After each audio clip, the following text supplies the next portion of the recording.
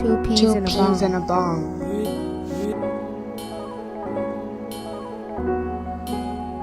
Two peas in a bong. Two peas Two in a peas and a bong. bong.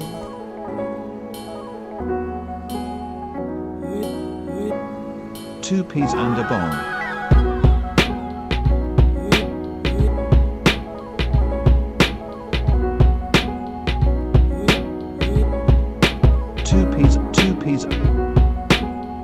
Two peas and a bong. Two peas. Two peas Two in a peas bong. and a bong.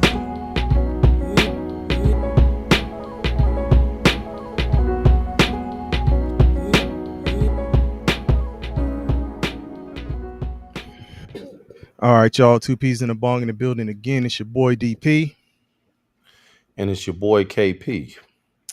and Bong once again will not be here on the stream. May show up in the comments. Shout out to Bong, Spirit. always with us in spirit. Um, y'all know how it is and what it is and how it be and how it's gonna be. Alf sucks at mock drafts in the building. Damn, getting straight to it, huh? He said it's a hospital ass ring. Um,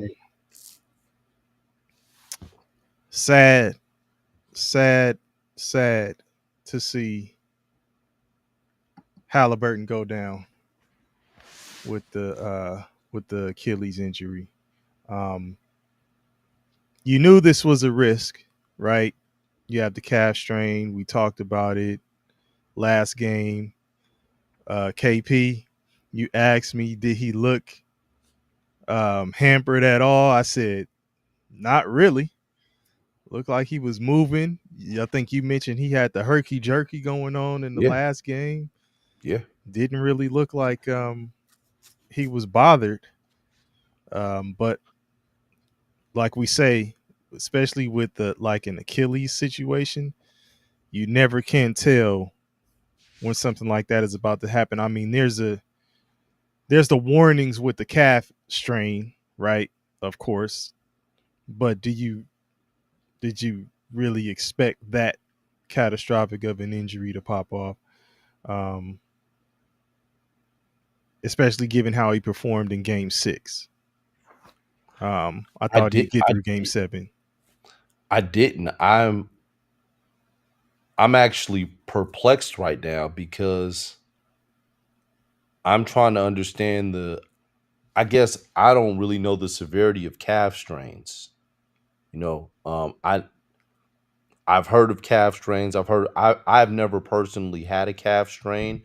I know Hmm. that your Achilles goes up into your calf, but for some odd reason, when it's listed as calf strain, I, my antennas don't go up, and I don't automatically think Achilles. I'm thinking, okay, and then looking at him playing Game 6, I started to question the validity of the calf strain Hmm. because he was so herky jerky.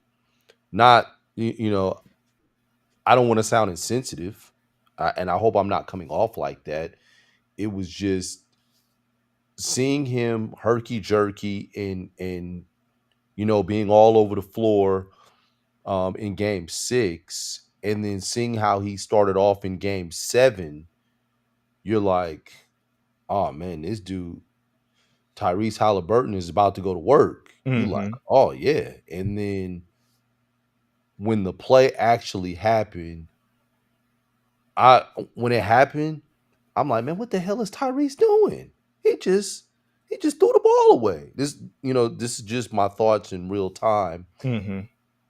And then when they slowed it down, they showed the replay, and you saw the calf, like you saw it happen, and you saw him fall, and you saw his face.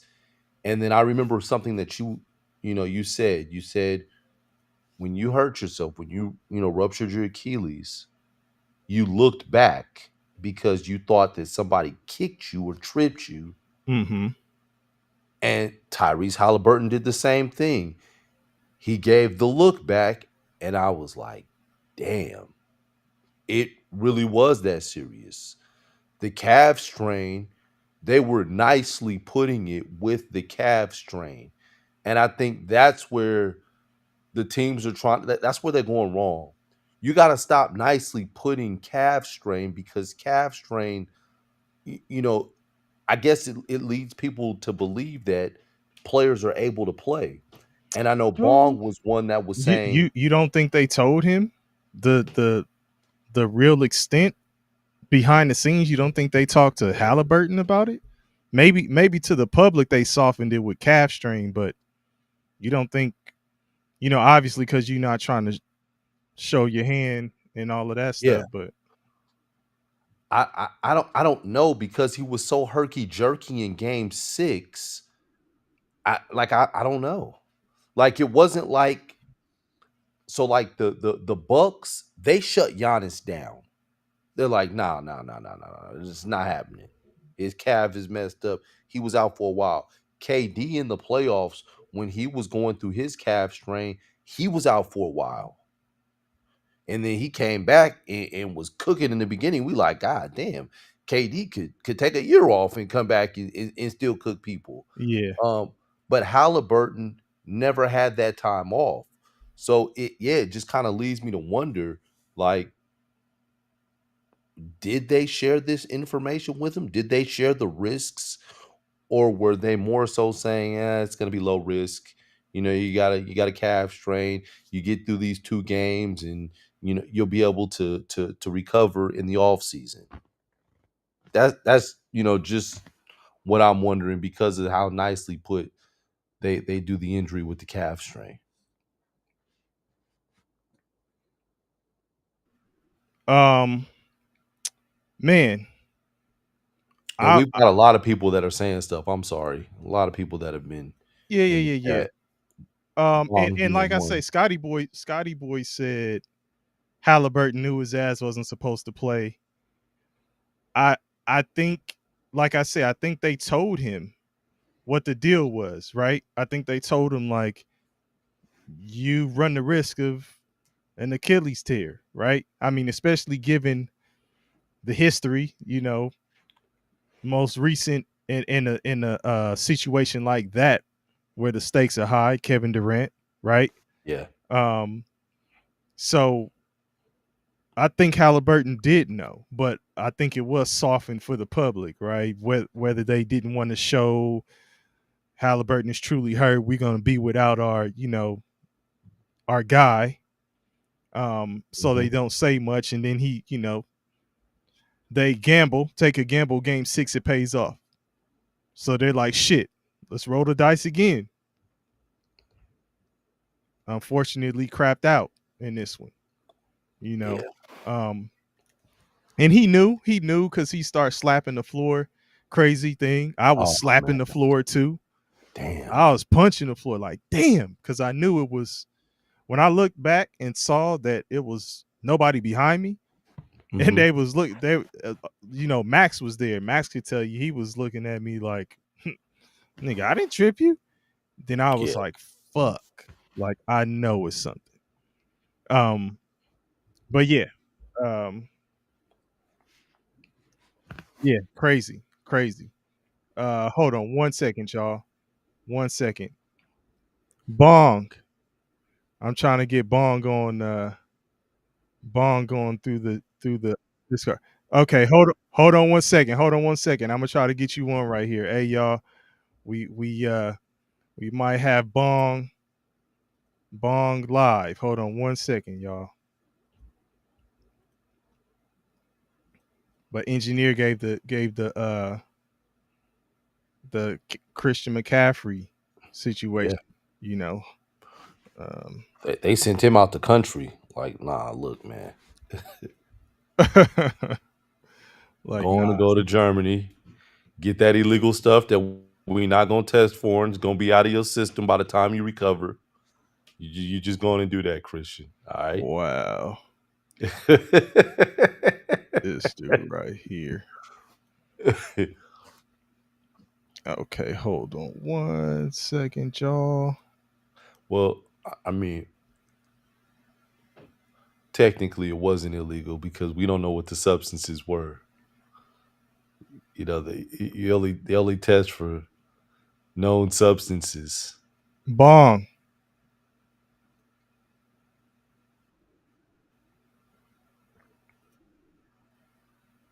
Bong, go ahead.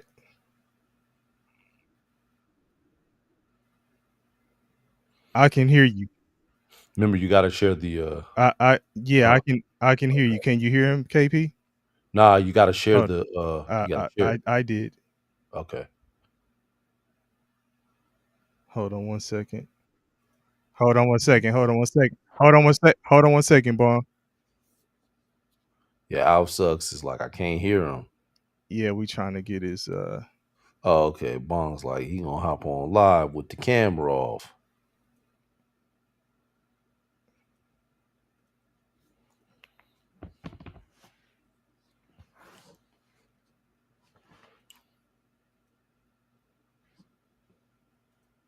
Okay, go ahead, Bong. Bong. Oh, can you hear me now? I can hear you, Bong. Yeah, I can hear you. We can hear you. Okay. Chat, can you Okay. hear Bong?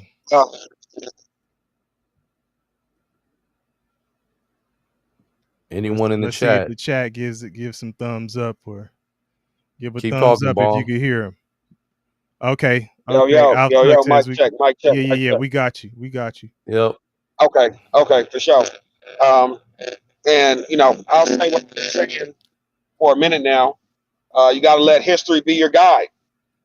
The calf strain has never ended well. Got multiple examples just in the NBA. You got Kevin Durant, which is probably the most high profile because it happened in the finals, like we're in the finals right now. Then you have Jason Tatum, another example, right? Didn't Dame Lillard have the calf strain as well? So they ruptured their Achilles, but they didn't have calf strains prior to the rupture. Giannis had the calf strain the year before, and Milwaukee set him. Okay. Bong, you still there?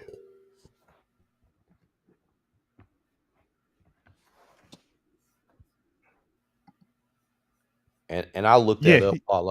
I think I think he was addressing that. You can still hear him too, KP, right? No. You can't hear Bong no more? No. Hold on. No. I know what it is. I know what it is.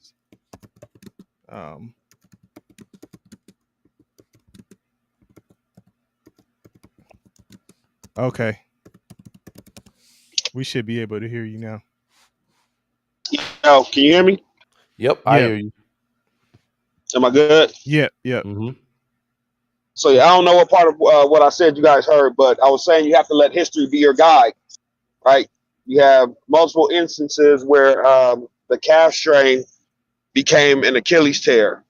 So it was just bad business for Halliburton to play through it, whether it was pressure from the team. Remember back when KD strained his calf and it was pressure from Golden State to go after that three-peat. And they were like, hey, man, we need you out there. The team needs you. And he talked about how there was pressure for him to come out there and actually play. That led to an Achilles. Then you had Jason Tatum, who also dealt with the calf strain that turned into an Achilles tear. And wasn't Dame Lillard also a calf strain that turned into an Achilles? No, it was non-contact with Dame. He didn't have a calf strain though. Yo. Yeah. Yeah. No, it was not. Yeah, it was non-contact with Lillard. He's saying he didn't have a calf right. strain. But I'm saying, but no, he was coming back from. He had something that he was coming back from. I think he did have a calf strain. I thought it was hams. I thought it was hamstring. Yeah. So, he was coming back. That was a calf strain as well. So you have three examples right there where it was like, hey man, history tells us that if you have a calf strain and you try and play on it within a week or within a week and a half, or you're probably going to tear your Achilles. But on the bright side, or I guess on the other side of the coin, Halliburton is signed with Indiana through 28-29. Yeah. So we're not talking about contract negotiations where a team could do him like Boston did Isaiah Thomas when he injured himself and he hasn't been in the league since. Or he bounced around for a little bit, but so he does have some security, which makes it a little bit easier to take that risk. But at the end of the day, if I'm Halliburton's dad, if I'm Halliburton's agent, if I'm Halliburton's representatives, I tell him we're not playing. Well, that's just me. Well, you talking about we're not playing when next season? No. We weren't playing game 6. And now in this. Yeah. But once the strain happened, I gotta ask this though. With a championship I hear on the line, I know the argument is coming. I know. With a championship on the know line, you're not doing it. Man, not if it can change my career. Like if you're talking about an injury that, hey, it's pain tolerance. It's something we have to deal with. But, it's just, hey man, how much pain can you tolerate? But, if you're talking about a potential injury that can zap your career, and remember, this was game 5, you're down 3-2. It's not like it was game 7 when he got the calf, or it was game 6 when he got the calf strain and he wanted to play one more game. It was game. So you guys were down 3-2, and you would have had to have win game 6, then win game 7 against a superior team. As a player, KP, are you hooping? I'm playing, but I'm playing. But it also depends on what the medical doctors say to me. Yeah, but that's what Bong is saying. I'm saying. So if they're like, well, I mean, in the beginning, I feel like I don't think that they told them exactly what the risk. No, KP, that's it. That would be irresponsible for the doctors to not tell him. I'm pretty sure they told him, like, you run the risk of tearing your Achilles, dog. If they didn't fire the entire medical staff. Let me say this. You can tell someone, you run the risk of tearing your Achilles. And then the question is, well, what percentage would you say? Who knows the true Hey, percentage? DP, I don't know. No, I know, but I'm saying. Hey, DP, I don't know if KP's talking, but I can't hear him. Oh, yeah, okay. he is. So yeah, I haven't been able to hear him since I got on. Okay, yeah, I'm not sure. Hold on. So go ahead, keep going. Can you hear him now, Bong? So in the case of the situation with Halliburton, let's say if the medical staff is like, yeah, there is a chance that you can rupture your Achilles, and I'm like, okay, and I'm Halliburton, and I say, oh, what's the percentage? It's a 20% chance. It was a 20% chance, and I know that I've played in game 6 and I was able to play well, I'm playing. But if they say it's a 50-50, if it's 50-50, I really got to sit and think about it. They probably told him it's 50-50. How can you tell them it's a 20% chance or it's a 15% chance?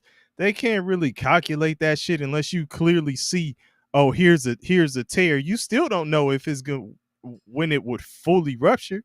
You just tell them, look, dog, this is a strain. It's a grade this, a grade that. You go out there, there's a strong possibility you can tear it. And I think they were straight up with him. If they're not, then they get them doctors the fuck up out of there. Like, I feel you. I hear what you're saying. I just think they did tell him. I think they massaged it with the public like they normally do with all these injuries. Nobody ever really comes out and says really what it is with an injury like that. Oh, he's dealing with a calf strain.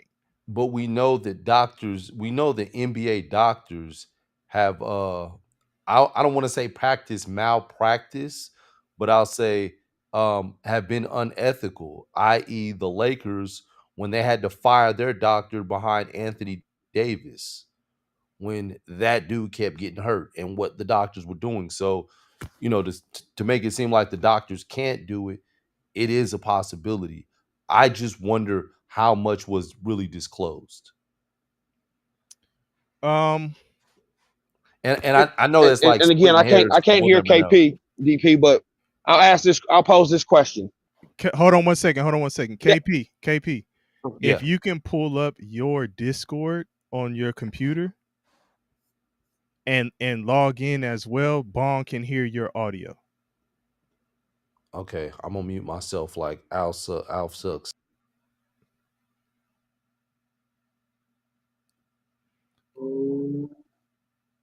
Um, But let me pose this question real quick, DP. go ahead. If you could pose this one, to KP. So let's fast forward to 2026 Mm-hmm. NBA Finals. We have a superstar player on the team that gets a calf strain. Mm-hmm. Are we? And they have I'm talking about a long, what do they call a rap sheet long, full of history that says, damn it, if you play, you're gonna fucking rupture your Achilles. Does the guy next year, after seeing Halliburton, what he went through this year, what Jason Tatum went through this year, what Kevin Durant went through at Golden State, what Dame Lillard went through this, I think Dame Lillard was this year as well. So we had 3 ruptured Achilles just this year alone in the playoffs. I think Does the person in 26 do the same thing and say, "Hey man, I'm gonna tough it out because," you get what I'm saying? Yeah, I think I this is the way I look at it, Bong. I say yeah, because that type of injury, motherfucker could come in next year thinking he's cool and rupture it after 15 games in the season. It's one of those things. Like that, I've never heard anybody say like they could pretty much tell exactly when some shit is about to happen, especially with like the Achilles, right?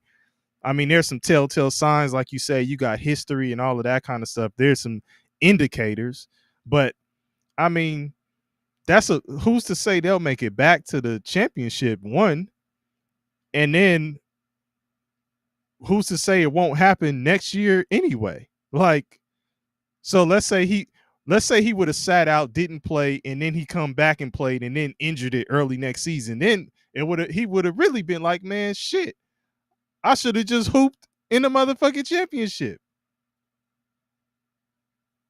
And I guess we would have to see something like that happen, Mm-hmm. and then it would have to be like, hey man, you know what? There needs to be more studies. There needs to be more studies, or something done about calf strains. Because if you're like, hey, the NBA Finals are in June, the new season starts in October, and you still haven't recovered from a calf strain, then that's Well, no, I'm that's not. a medical problem. No. I'm not saying that you haven't recovered from it, but it's like, so it's almost like a hamstring, right? Like, you know how you could re-aggravate it. You think you're cool, but then you can re-aggravate that injury. That's like the calf strain is kind of like the same deal. If he re-aggravates it, then it could just be one of those nagging type of things, right? That's true. That's true. So I mean, but I just think that it was risky to even put himself in that position. After Game 5, when I heard about the calf strain, I was telling anybody, hey, I think in the Discord I said, man, let history be your guide after Game 5. Like, shut it down. You got KD, you got Jason Tatum as examples. Like, let history be your guide. Like, and I mean, and you never wish injury on any player, but sure enough, 2 games later, and it's like history repeats itself. Mm-hmm. Yeah, I mean, it's a cold game, man. It's just, I don't know. I think you gotta take the chance. You know what I'm saying? Like, you're like, man, fuck it, we here, and coming off of the we just played in Game 6, like you said, Bong. I could take the same thing, right? You already knew it happened in game 5, but he came and played in Game 6 and was straight. So if we're talking about historical data, that's the most recent shit that you have. Hey, I played and didn't tear it. Fuck it, I'm gonna go try it again. You get what I'm saying? Like, I feel you though. Yeah, I I mean, feel you. I feel yeah, you. I'm just saying, like, as a player in that position, and you really, especially if you really think you got a chance to win, so you probably gonna go out there and hoop, man. I feel that. Agreed. I feel that. Okay. Oh, I hear you, KP. Okay, can y'all hear KP? KP, you got to talk so we can know if they can hear you. Yeah, I'm here. And yeah, somebody asked about Tatum. Was it Outsucks in mock drafts? Asked about did Tatum have the calf strain, and it wasn't. It was Tatum's like his wrist or something, right? Yeah. I think Donnie Brasco in the building was good. K Bird in the building was good. Both of them have said that he didn't, and yeah, I don't think he did. I think it was his wrist or something where Missoula was yelling at him to get up. Yeah. Yeah, It so was. I don't think At they the end really. of the day, when he got Yeah, fouled. Tatum had no signs of an Achilles issue, right? His just kind of happened. Okay. Okay. Um, But again, the one thing I'll say that Halliburton has going for him is that he's under contract until 28, 29. So even if it's what do you say, DP? That it's a 2 year. It's typically a 2 year recovery. So well, yeah, hey, we're going into go ahead, Bong. I hear you. My yeah, we're bad. going into the 25, 26 season. So you have 25, 26, 26, 27, and you should be back to some semblance of yourself And by Bong, yeah, because next year is a wash, right? And remember, yeah, for what sure. was we were talking about teams being back in the mix, and we said, hey, Boston, it's a wash for y'all. Is it a Yeah. wash for Indiana now too? Hey, look, it's looking like it might be a wash for Boston, Indiana, Milwaukee. So there's some chum in the water. You know what I'm saying? Like if there's a team that can go for it right now, like let's say that Knicks team, that hey man, you've been looking for a reason, you're looking for a way to get over the hump. And now, I mean, they've cleared a pathway for you. You got no Dame Lillard, and Giannis is probably gone. You have no Halliburton in Indiana, even though I think, and I don't know, maybe as TJ McConnell does it in short spurts, and if you ask him to take on that role in a long term, hey man, we need you to take this role on for 82 games. That that machismo and that what I'm saying what kind of play, that rah shit that kind of gets the team going is not going to be able to carry. But you have no Halliburton in Indiana, you have no Tatum in Boston. So who's the favorite to come out of the East right now? I can't really say, man. That's hard to say.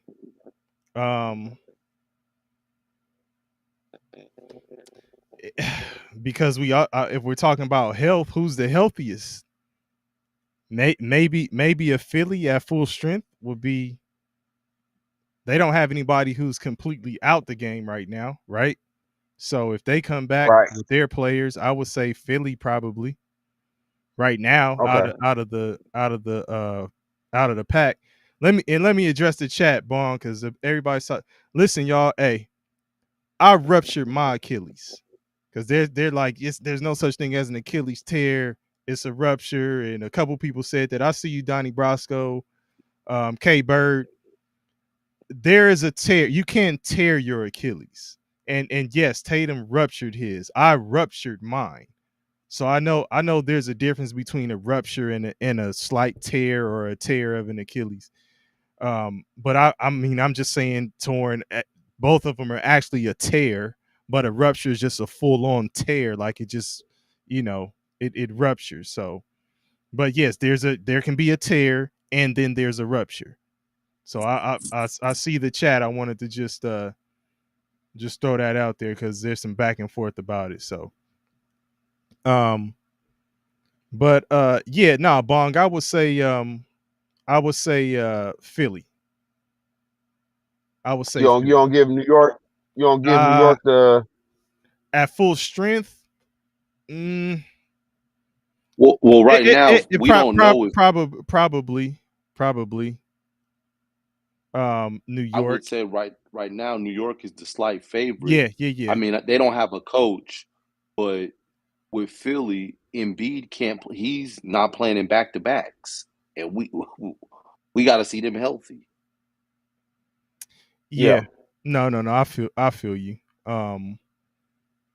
Donnie Brasco, I see you. Yeah, the surgery is the same type of deal. Um, so yeah, I get what you're saying about the Achilles. It's just the rupture is, yeah, it's a full on tear. But yeah, it's, which one is better? I can't are you lucky enough to have a partial or full on? I don't know. Like, the shit is crazy to just have the body and to just have your fucking tendon detach is crazy. And as small Yeah, as it is, and something like that having such a huge effect on the way you play the game, and the way you have to adjust is crazy. Because I can almost guarantee you, Halliburton wasn't the most explosive player in terms of like jumping up and dunking and all of that kind of stuff, but he's gonna have to figure out how to, changes, as KP was saying, his herky jerky will be looking a little different. And again, yeah, how many years do I always say, y'all, about the injuries like that? It's gonna take, two. right. It's gonna take 2 years. So, Bong, you said he's signed through 2028 and 20. Yeah. Okay, 28, 29. so I mean, we could probably say 2 of them years are gonna be not at his Recovery. optimum level of what his new body will be when he starts, getting used to what he can and can't do. It's tough. That's a tough ass injury. Because I mean, look at Durant, and it took him about 2 years to get in the mix. Yeah, And Durant is just, Durant is that, special. yes, he is. He definitely is. Um, but let's see. Oh no. Rick Shaw says, DP, there are rumblings on Nick's Twitter that Rick Brunson could be a candidate for head coach. I Nah, I doubt it. Um, Daddy ball. you said Daddy Ball Bung. Yes, sir. Yes, sir. yeah. um, that would be crazy. That would be crazy. K Bird said Gilbert has been saying that. Rick Brunson. Um, I mean, I could see where it would. I don't want to disrespect him and call it low hanging fruit, but in terms of people like picking potential candidates, that's one that's there, right? He hooped there. His He's a son dark was there. horse. His son is Yeah, there. he's a He's an dark assistant, horse. right? So yeah, I get what you're saying. Yeah. And, Um, and he went to the Eastern Conference Finals as a Knick. He was part of the coaching staff that went to the Eastern Conference Finals as the Knick. His son is the face of the franchise. mhm. Like Yeah. he's a he's a dark horse, but I still believe that it's Mike Malone. Hmm. Mike Malone, huh? Yeah, What makes you I think it's still Mike believe it. Malone? Yeah. Um, because of the direction that New York has to go in, with them getting to the Eastern Conference Finals and then firing their coach, the next step is you got to win the East and represent the East to get to the NBA championship, the NBA Finals. If you're going to hire a coach, you've got to hire a coach that's done it. Out of the coaches out there, which coach has done it and who's done it most recent? It's Mhm. Mike Malone. Then you look at the team that Mike Malone had in Denver. You had a dominant big in Jokic. You got Karl Anthony Towns. Mhm. You had a an all-star caliber point guard in what's it? I can't even think of the guy's name from Canada. Nemhard or Anyhow, you have Jalen. you Huh? you talking No, no, no, about no, on no. Kent on I'm talking about for Denver. for I'm talking about for Denver. Denver. Murray. Jamal Murray. Yeah, Yeah, Murray. Jamal Murray. Yeah, Jamal Murray. You have Jalen Brunson. You Yeah. look at Denver, they had two really good forwards, and Michael Porter and Aaron Gordon. And New York has two dynamic forwards in OG Anunoby, and they also have Mikal Bridges. So the construct of the team is pretty similar in terms of players that dominate their positions. And I think that he could pull it.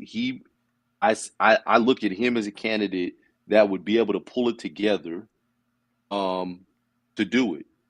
And it just seemed like ESPN did a good job as well as employing him to talk Yeah. about the Yeah. playoffs as an analyst and everything else, putting him in front of the public, getting him media savvy so that when he goes into that big market in New York, he's going to know how to handle them and Are you navigate the are media. you suggesting that ESPN has a hand in Malone getting the New York job?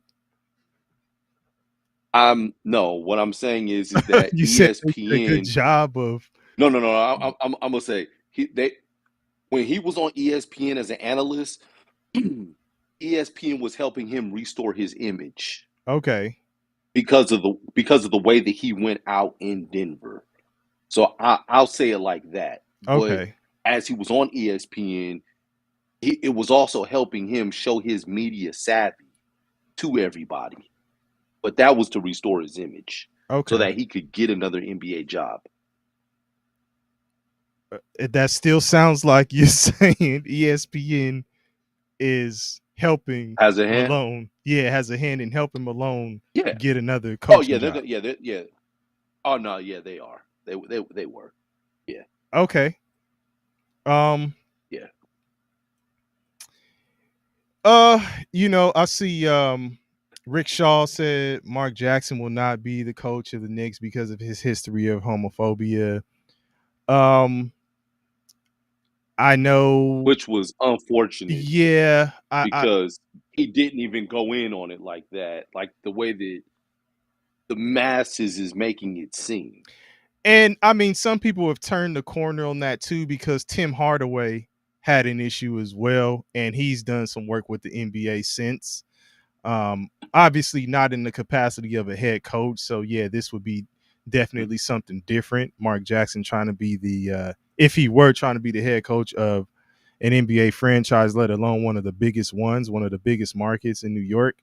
Um, Yeah. so Rick Shaw, that could play a factor. I'm not gonna lie. Could play a factor. It could. It could. And you said perhaps you'll be wrong. Maybe. Could it's I don't know. I think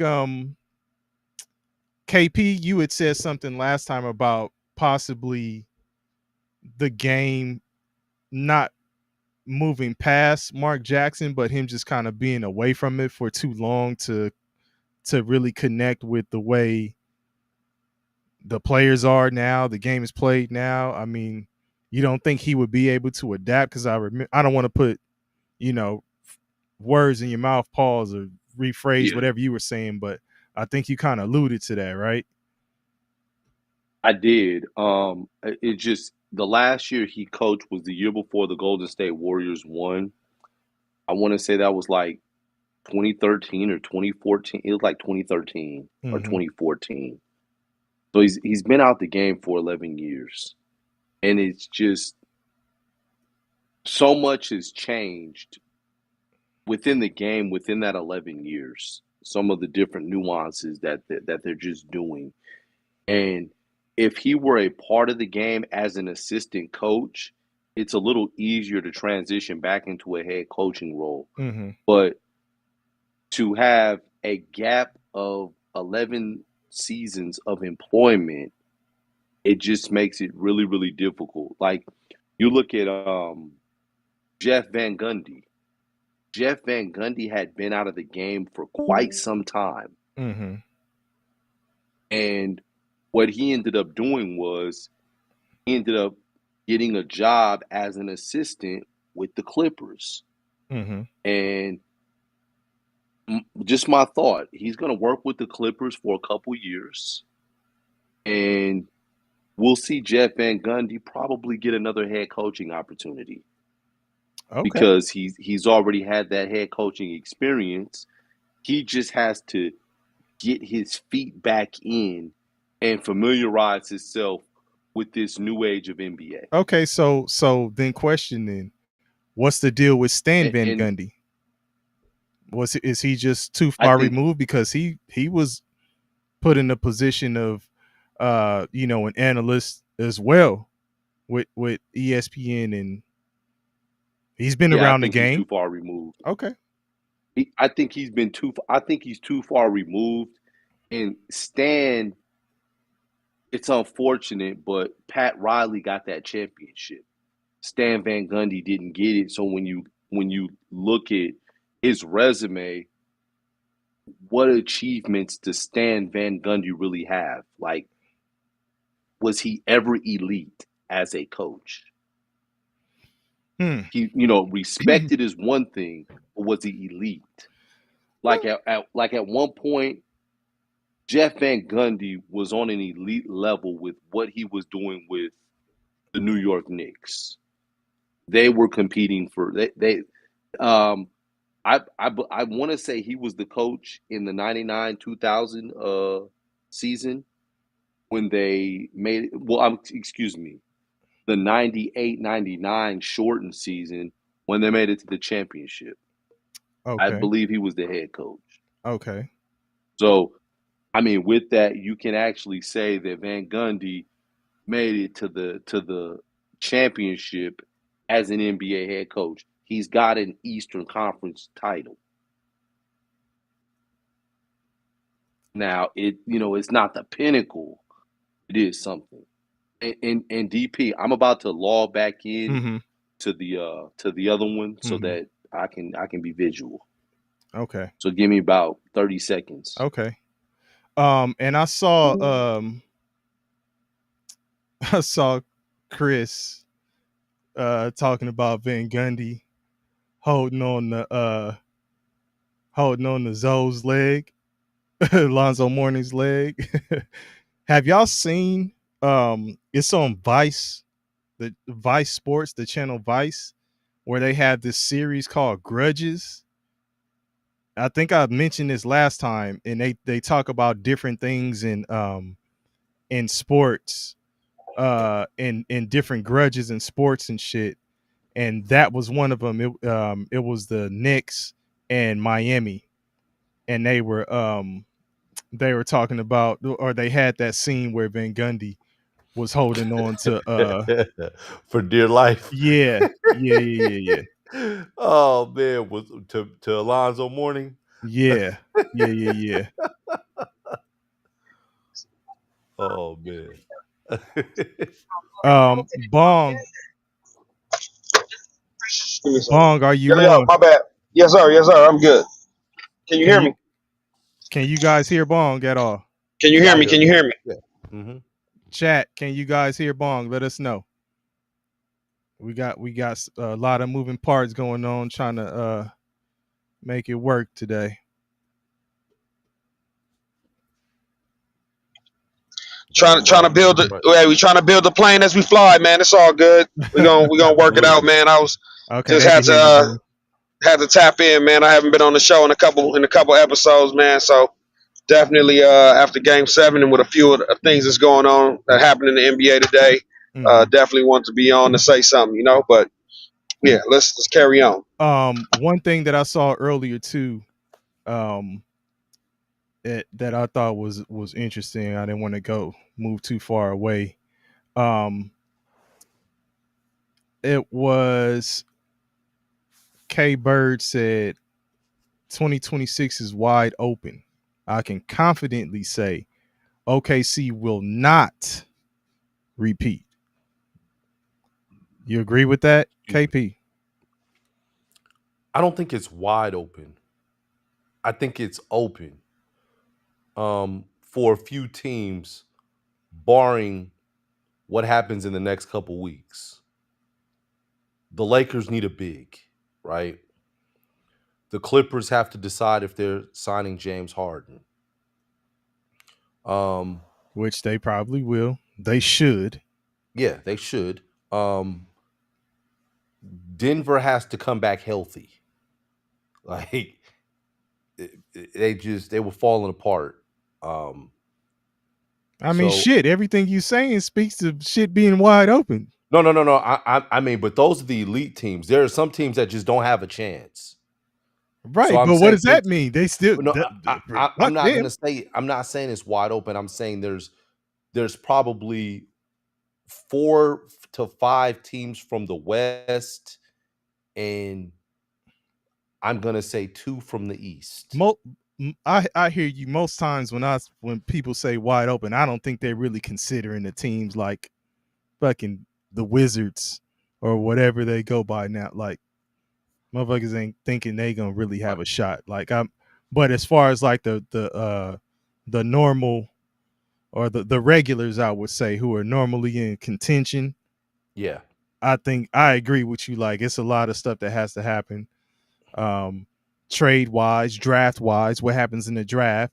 I mean, we just had the Durant trade happen, you know, that we haven't really gotten into. That yeah, and I'll wait till we get into it. Yeah, we haven't really gotten into, but that, and then so the draft, trades, injuries, who comes back healthy, because even Bong, you still there?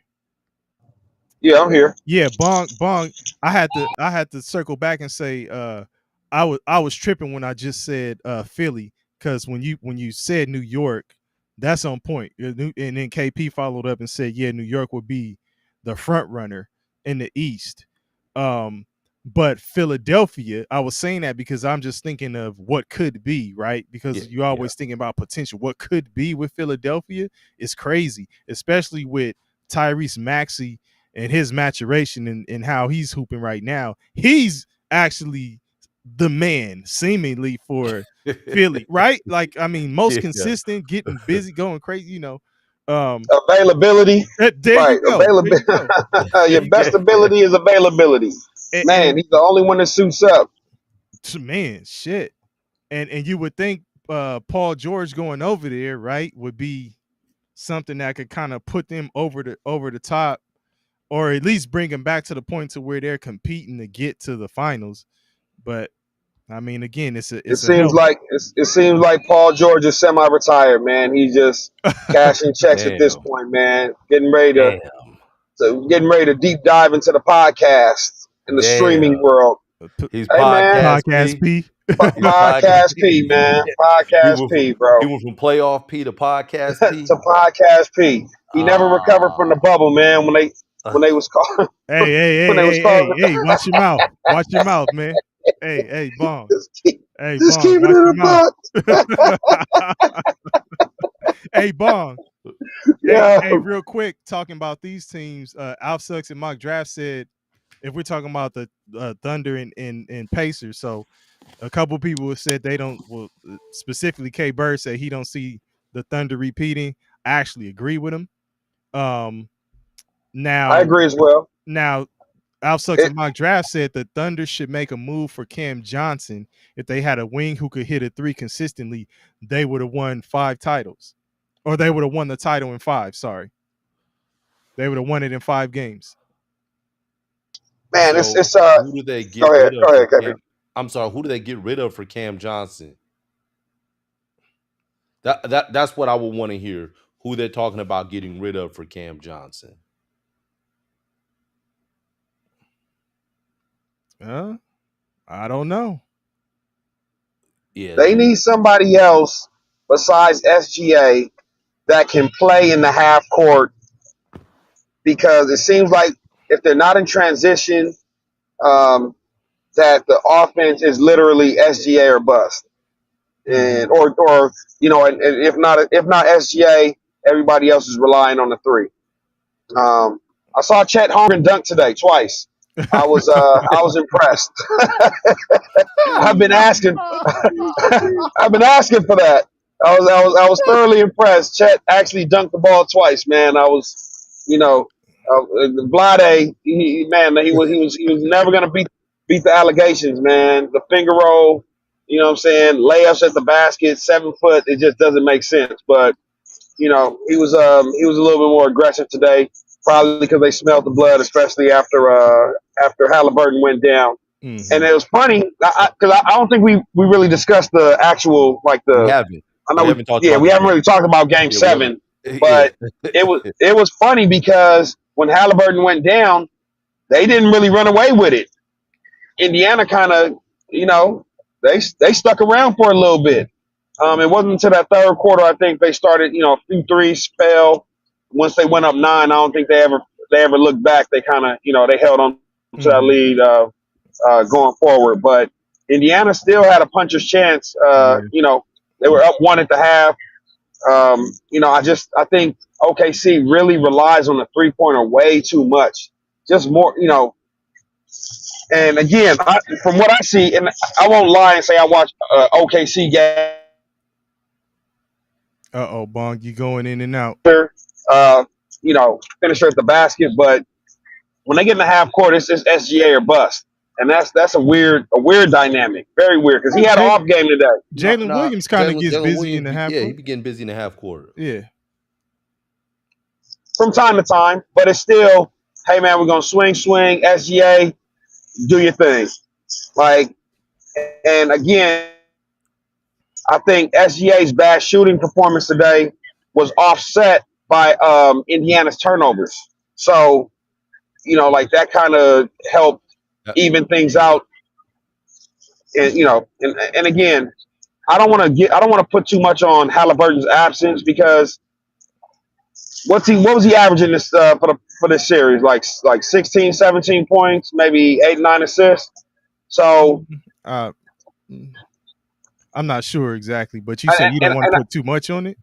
I don't want to put too much on it because I think TJ McConnell came in and he slotted in and filled in admirably for Tyrese Halliburton, if you ask me. And it got to a point where, go ahead.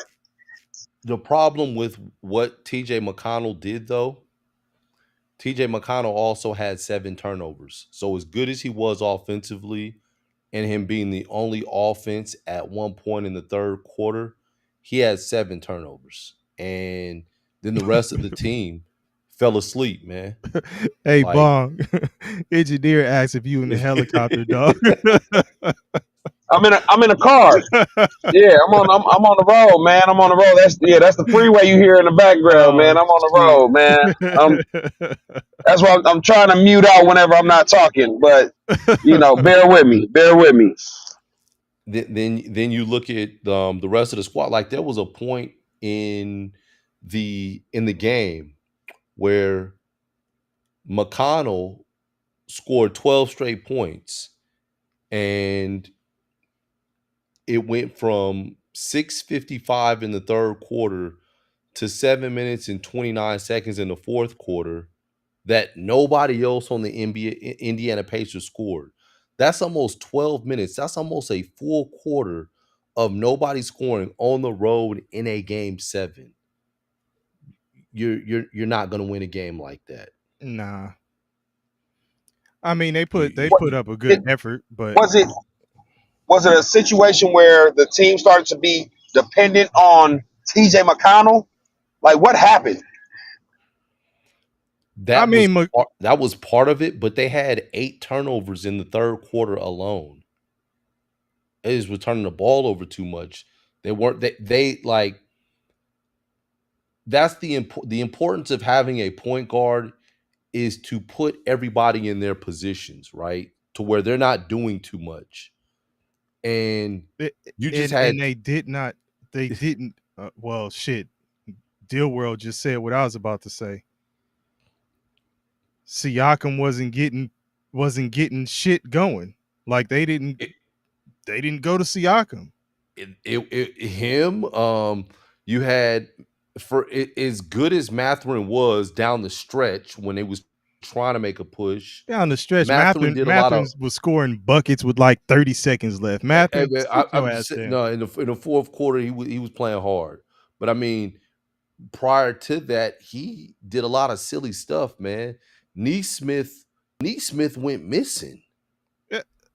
Like he 1 for 5, 3 points, 6 rebounds, and he fouled out and played 30 minutes. Like, Yeah, that's dog.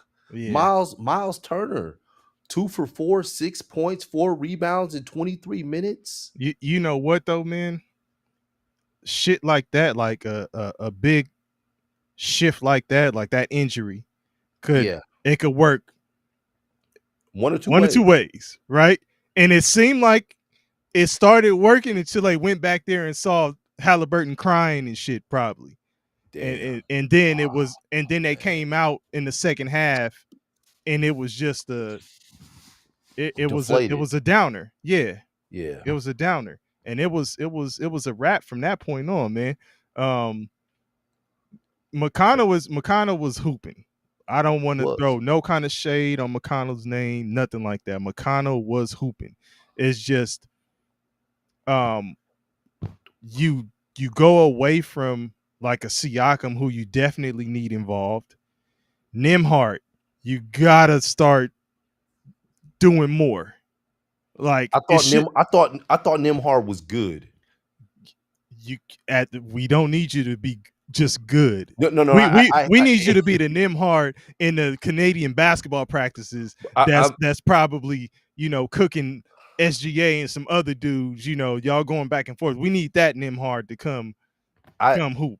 Like Nembhard had 15 points, 6 assists, 5 rebounds, and he only turned the ball over 2 times. Nembhard, we need 20 something from you at this point. Hear me out. Siakam had 16. I need 26 from Siakam. Exactly. I needed 10. Wait, hold on. Everybody needs to bump it up. Obi tripping. Oh, now he's Obi tripping. Yeah, now he's Obi tripping. He was Kobe topping. He's Obi topping. Now he's Obi tripping. Obi tripping. Bong said that was blasphemous. With the donut, dog. In 20 minutes, you went scoreless. Hey. Like scoreless. My cousin Benny. my cousin Benny. 16 points and was running track the whole game. Got 1 shot. He did have 4 rebounds. You know, he plays hard defensively, but my cousin Benny in 16 minutes, nothing. Obi tripping, nothing. And again, that's why I told you it was blasphemous to call him Kobe topping. Right. I had to celebrate him, man. I had to celebrate hell him. No. I'm celebrating him. No. Yeah. Any topping. You can call him any topping. Any topping. Don't call him Kobe. Yeah. Pizza topping. Pie topping. But I think Indiana's issue is that, again, Halliburton has his moments. You know, he had the big shots late in multiple games in the playoffs, but they don't have a guy who's the guy. Halliburton doesn't. He's not the guy. It's Siakam. It's Siakam, dog. It's Siakam, but it seems like the team wants Halliburton to be the guy. So by default, Siakam is either being held back, or he's not being given the green light, but something's off. Like the fact let me just say this one thing. To the point that when the Eastern Conference MVP trophy was being handed out, Halliburton tried to bring his punk ass to the front of the line. Hey, so they want Halliburton to be the face because they not fucking with Siakam being the face of the Pacers. They want Halliburton to be the face of the Pacers. But when you're on the court, like as far as a go-to guy, it is Siakam out of all of them. Yeah, it's Siakam out of all of them. And for him to not get involved, and they did that a couple times. They were doing that in the series against New York. And they were finding themselves in some trouble. But the thing is, Bong, what I think the problem is why is, and I said this in the Discord, some of y'all are in there. Why is it seeming like TJ McConnell is the only one that get the memo when it's time to get busy? It's like it's TJ McConnell get the memo and the rest of the motherfuckers are stragglers. Like, y'all gotta get busy. He gets the memo. They're watching the demo. Like, oh, okay, right? yeah. What the go fuck? and show us, McConnell, how you get down. I mean, if you get somebody else to start like stepping their game up, like he's stepping his game up, maybe you make it a closer game, right? But yeah, I mean, shit, they were done, dog. Second half, it was a wrap. It was one of those things where I said, remember that you put all your effort into game 6, then you come out and it's close. Y'all in the first half up, but you lost your guy or whatever. Bong, what do we want to call him? I don't know. You lost Hallie because I guess he's not the guy, or he is the guy. The chat, who's the guy for the Pacers? Right. But again, I just Halliburton's the guy sometimes. He has too many. He has too many. Go ahead. I said, but I said the importance of having the point guard in Halliburton is he puts everybody else in the right spot. So he's gonna make sure that Siakam is getting the ball in the mid post. He's gonna do that. He'll get the ball and he'll do that. Then Hallie will do his late game heroic. He's a pass first guy. Yeah, but he's gonna make sure that Siakam is getting his touches, that Smith is getting open looks in the corners for 3, all of that stuff. When you took that point guard away, nobody else was in the right spot. Donnie Brasco, we're gonna put some respect. He's gonna do that thing where he Go ahead. Bong. He's gonna do that thing. Bong thing where he shake his body on a no look like we don't see. You can't hear me? Yeah, we hear you. Oh my goodness, can you hear me? Yeah, we can hear you. Yeah, I was saying he gonna do that thing where he shakes his body doing a no look pass like that shit is cool, bruh. Stop. Just make the Magic pass. Johnson was doing that shit too. What the fuck are you talking about? Magic was the innovator with that shit. Yeah, in '82. Nigga said when we What'd you say? one. What'd you say, KP? Hey, Bong, when we was 1. Right. Yeah. That shit was cool. Oh shit. It was cool as hell, bro. Not no more, bro. But anyway, TVs had booties and didn't have high def. Now we really see it up close. Had legs. Absolutely. When the TV had legs. Hey, Donnie Brasco. Bong. This nigga Bong is dying. Hey, Donnie Brasco, we gonna put some respect on it because if anything, yes, he's saying stop. We lost our leader. It wasn't meant to be. I think he's the leader. You can be a leader without being like the guy who puts up the most points or being the best player. And it's basically what Donnie Brasco is saying right now speaks to what you're saying, KP. Like you basically set the table for what Donnie is saying, which is Halliburton puts people in places to score, right? He puts them in good. He's a pass first guy, gets everybody involved. A lot of times we even say, hey, Halliburton, you got to get more aggressive, right? Yeah. All right. Yeah. Rick Shaw, shout out to you, man. See you later. Rick Shaw, man, we fucking with you, man. Hey, have a good night, brother. But yeah, I saw a couple of your comments, man, but don't trip, Rick Shaw, man. Hey, the comment section is always live, man. Have a good time. Yeah. And Rick Shaw said he's a regular. A few cool things too earlier. He's going to be a regular. Mentioned some shit. Matter of fact, when I was talking about Philly, and I didn't get back to it, but he was saying your boy was coming back for his second year. Jared McCain. And if he has another solid campaign. He could kind of fit in that mode of a TJ McConnell for them, like a second string point guard who, plays some defense, knocks down some shots, gets I was people gonna say, yeah, involved. get some Yeah, buckets. yeah. So Yeah. but yeah, so so I agree with what Donnie Brasco was saying here. Let's see what he said. They just went 7 games and lost NBA Finals, and we talked about who's the guy. Halliburton is the face. Yeah, I mean Halliburton's the face. I said they want Halliburton to be the face of the Pacers for sure.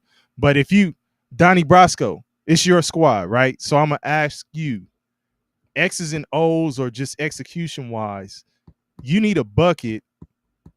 Are you going? Which player are you Who going you giving the ball through to? Yeah. on a consistent basis? And I'm not talking about, I know the last second heroics of Halliburton. I'm talking about like consistently Down through the the flow of the stretch. game, I start of was the game, okay. down the stretch of the When you were game. saying, Yeah. I was thinking like down the stretch, 5 minutes. Yes, I'm The saying last like 5 minutes. stringing things Okay, together, yeah, not just like yeah. one shot. Like who were you going to on that squad? And that's kind of why we were like who was that said it was somebody made a good point. I think it was somebody said it's a team by K Bird said it's a team by committee for the Pacers, but DP, the guy is Siakam. I mean, I don't disagree with you there. I'm And K Bird just said something else. The last comment. He said, "Go ahead." Halliburton is the Steve Nash, but he needs his Stoudemire and Sean Marion in order to compete for rings. Man, that's a good analogy. good yes. It's a great analogy. I'm fucking with that one, K Bird. It's a great analogy. Yeah.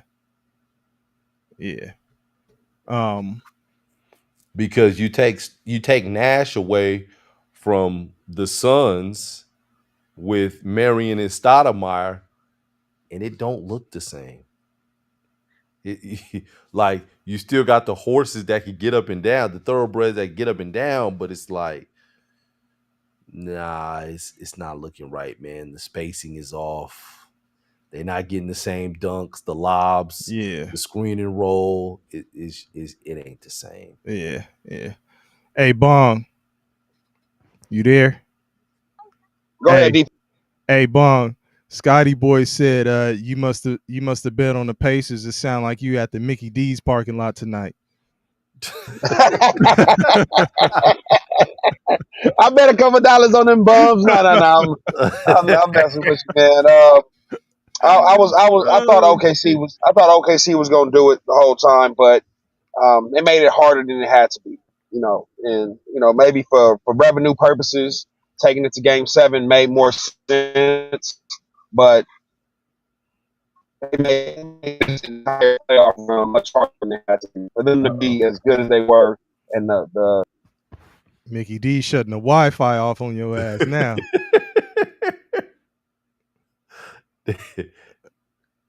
Yeah, damn, he got the complete shutdown. Right. Damn.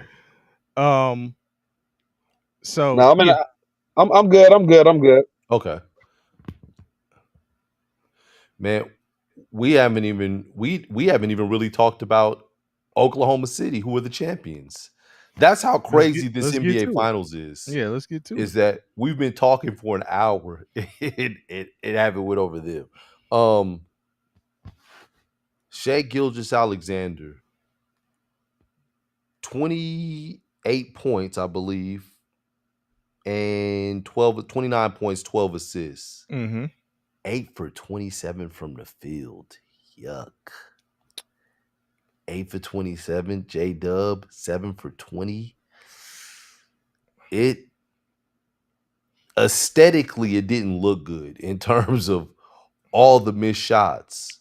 I mean, it didn't need to. No, I'm just saying, for the viewers, for the crowd, for the viewers, Um, us all tuned into this game 7 of two small market franchises Mm-hmm. chasing a title. Aesthetically, that part didn't look good. Like, god damn, they're missing a lot of shots. Both teams shot 40% from the field. They didn't shoot well from three. Free throws were similar. The tell of the tape was just the turnovers. 21-7 is ridiculous. Like 3 times the amount of turnovers. You're already on the road. You lose your starting point guard. Yeah, and that's kind of where what I was getting to is like, I'd like to know what the conversion rate on those turnovers was also, because that, the missed shots, yeah, that shit looks crazy, especially coming from your 1-2 punch. But then you could probably make up for a lot of those buckets if you converted on, let's say, 14 of the 21 turnovers. Yeah.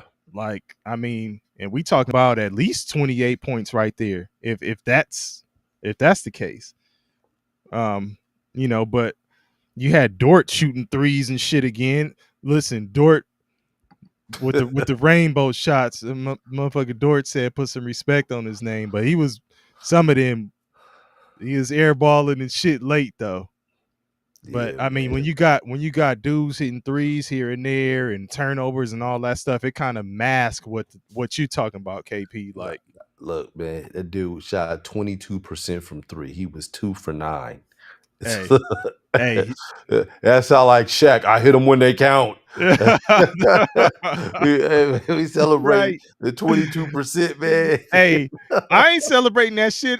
I said, remember I said Dort ain't gonna do this shit again, and the motherfucker hit Oh, 5 man. threes in the next Oh, game or yeah. some shit like that. Yeah. Like So I Shea, mean, 17% from 3, 2 for 12. Like, he was that's like 20. He shot like disgusting. what, 20-something% from the field, right? 30%. It was 30%. 29.6, but I'm Yeah, rounding like, up 30. Yeah, that's despicable, man. yeah. I mean, It's you're gonna look at his stat line of 29 and 12, and they're not gonna show the field goal. So it's gonna be like, oh yeah, 29 and 12 and a career high in assists and 5 rebounds. Man, he was cooking. I know, no wonder he got the MVP. Hey, remember, hey, KP, I said that earlier, right? That the shooting percentage was off for SGA, but it Yeah, was offset by the turnovers by Indiana. Like SGA had a terrible game, and I'm sitting there wondering why he's trying to force it, but it looked like the entire, even J Dub, he had an off game. Like they all, Lou Dort, I mean, he was shooting rainbow threes, and I'm like, bro, take it easy. yeah, Like yeah. And it hey, was it hey was man, it was a Chet bad shot yeah, well. game. let them high rainbows and Your boy Chet shot well, Bong. He's 6 Hey, for man, 8 from the field, man, with shout out, 8 rebounds, 5 blocks. shout out to Chetty. Like I said, he dunked twice, man. I was impressed thoroughly. No lie. yeah. Hey, K Bird. Oh, Chet. So K Bird brings up this point and says Game 7 was the only game of the series that the team with the most bench points lost the game. In this one, Wallace was who came off of OKC's bench. I think Wiggins played, maybe Caruso and Wallace had 10 And Wallace, apiece. right? Yeah, 10 apiece. And then you got McConnell who did his thing, and then you got Matherin who was still playing hustle man down the last, But 2-3 that was a minutes of the misleading game. stat. That was a misleading stat because Indiana lost the starter. Yeah, and So I was gonna say that yeah, too. So it was kind of like they were thrust into that role to kind of have to do more. yeah. So I think you kind of throw those in, and throw all that shit in there, and that kind of makes up that story. But I mean, still, that's a crazy stat. Team with the most bench points. This is the first time where the team with the most bench points lost the game. Man, I feel for my guys from Arkansas, man. They didn't get no love tonight. Isaiah Joe and Jalen Williams. Yeah. Both but DNP. remember, like we were saying, Isaiah Joe is sometimes he's one of the ones that sometimes you win there, and then sometimes you just ain't really He was seen. struggling defense. He was struggling defensively in this series. Yeah. I saw that from game one when McConnell was just going at his neck and he was in retreat, just fouling like damn, it ain't looking good for Joe. And they went with and they played not Wallace, they played Wiggins as opposed to Joe. But I believe the series before they were playing Joe instead of Wiggins against the Minnesota Timberwolves. Yeah. It Hey, was vice versa. engineer, you in the building? Let me know something. Give me a thumbs up or something. You in the building, or your regular yo when you step in the building. Hey, and to that, Donnie Brasco said his game 7 is supposed to be a grind. Yeah. I agree. Yeah. Okay, I don't see. You still want entertainment, though. Yes, sir. So, engineer, I saw your comment, man. About Jared McCain. Jared McCain fits in the Jalen Green mode. So, you have been. Man. You talk about Bong's list. We know that Jalen Green was on yours, but you have been freed, or someone has been freed from your list, right? KP, let's get into it, man. Oh man, Jalen Green is no longer a part of your squad. Engineer, first dibs. Please let us know how you feel about this. How do you feel about Jalen Green being traded for Kevin Durant? And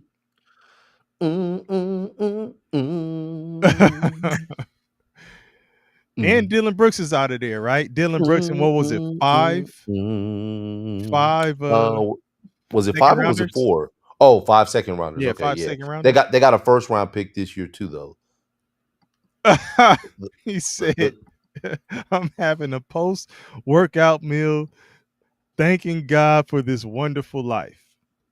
Hey, Scotty boy. Scotty Boy been screaming in the Discord to whoever will listen. Respect. He wants his fucking respect. Yes, respect to you, Scotty Boy. You called that shit. You said KD to the Rockets. And I wish this was one of those roll of tape moments where I could pull up, because I think people were throwing out lineups and stuff like that. I don't know. Saying Giannis. Yeah, I don't know who Scotty Boy said, but I do remember him like putting down this guy, and this guy, and then a few. I think Al Sucks and Mock Draft says some stuff. So it was a discussion at one point, but I do recall Scotty Boy saying Durant to Houston. So shout out to you, Scotty Boy. Yeah, I think it's a good move, man, for Houston. And actually, is it really a bad move for Phoenix? Like, you get another young guy who connects with the young audience. Phoenix, what are you doing? You have to really figure out your identity, right? Like, will him and Booker be a cool 1-2 punch? We got to see how well they work together. I mean, we're saying no, I don't know, but I think still. And Bong had posted something saying that they were going to look to move Jalen Green. That Phoenix would be looking to move Jalen Green somewhere. You still got Beal. He will find another destination. Yeah, because you still have Bradley Beal, and that's what's not going to. That seems like that's what's not going to. There's some rumors that Phoenix is trying to shop Bradley Beal, even though he has a. Yeah, he got the no trade clause, but he'll waive that if it's the right place. If it's the right, if it's the right place. So it's funny, man. I was talking to Donnie Brasco off air. Donnie Brasco hit me up, man, asking me what I thought about the trade. Let me know something. I said You said what? I said, let me know something, man. I want I to. said I said I love the trade. Mm-hmm. I love the trade for Houston because you still have your defense intact. Mm-hmm. You have a bunch of wings. Like you retained your wings and you bring in Kevin Durant, the one guy, like the You one piece retained that you needed. everybody. Essentially, like what he was saying Everybody. was you want a guy like Dylan Brooks, and I'm like, no, you don't. Like You can. Dylan Brooks will keep your team in the game and the other team's team in the Yeah. game. Yeah. Like he's too erratic. You need someone that's mentally stable. He doesn't always act mentally stable. Sometimes his emotions get the best of him, and him trying to be the villain or the tough guy or whatever persona he's going for. But down the stretch, when you needed buckets, you didn't have a bucket getter. Now you have a bucket getter in Durant. So Certified. so now down the stretch, Who can still hey play some man, defense. yeah. Hey man, I need you to get this bucket, Durant. Oh, okay, no problem. I'll bring us home. Like you have that. But check this out, DP. I think that there's two parts to this Houston trade. I believe that they're going to trade some of their wings. I was thinking that I, it's just I, and with wings, are you talking about like Smith and Jabari Smith, Tari Eason, or Easton? Cam Yeah, or Cam Whitmore. It's going to be two of those three. Whitmore they might hold on to Whitmore. It's going to be two of those three that are traded. I think Tari Eason is one of the I three. think Easton I may be don't. one of them. Yeah, I don't know which. I don't know if they're going Easton Jabari. gets busy though. He does, Yeah, but it seems like it's kind of a conflict or back and forth between him and Udoka when I watch the interaction between them. So I think Eason is out, and I think it's between Jabari Smith and Cam Whitmore. But like you, and if it's between those two, has Jabari Smith in his time shown you that he can be consistent enough for you to say I'll hold on to him over Cam Whitmore, who hasn't really had a chance to develop and play? he hasn't, but the Okay, problem is that Cam Whitmore is still the unknown. So you don't know one way or another. You're like, I don't know. but you But do know what you have in Jabari Smith, and that's what I'm saying. Is that enough for you to say, oh, we're keeping him, and we're not even going to see what we have in Whitmore? yeah, that's where I'm still confused. Like I could lean either way on that. Okay, I But mean, I mean, and the other thing I was telling Donnie Brasco off air was you still got Reed Shepard that this was the number 3 overall pick. You gotta start where carving does he fit in?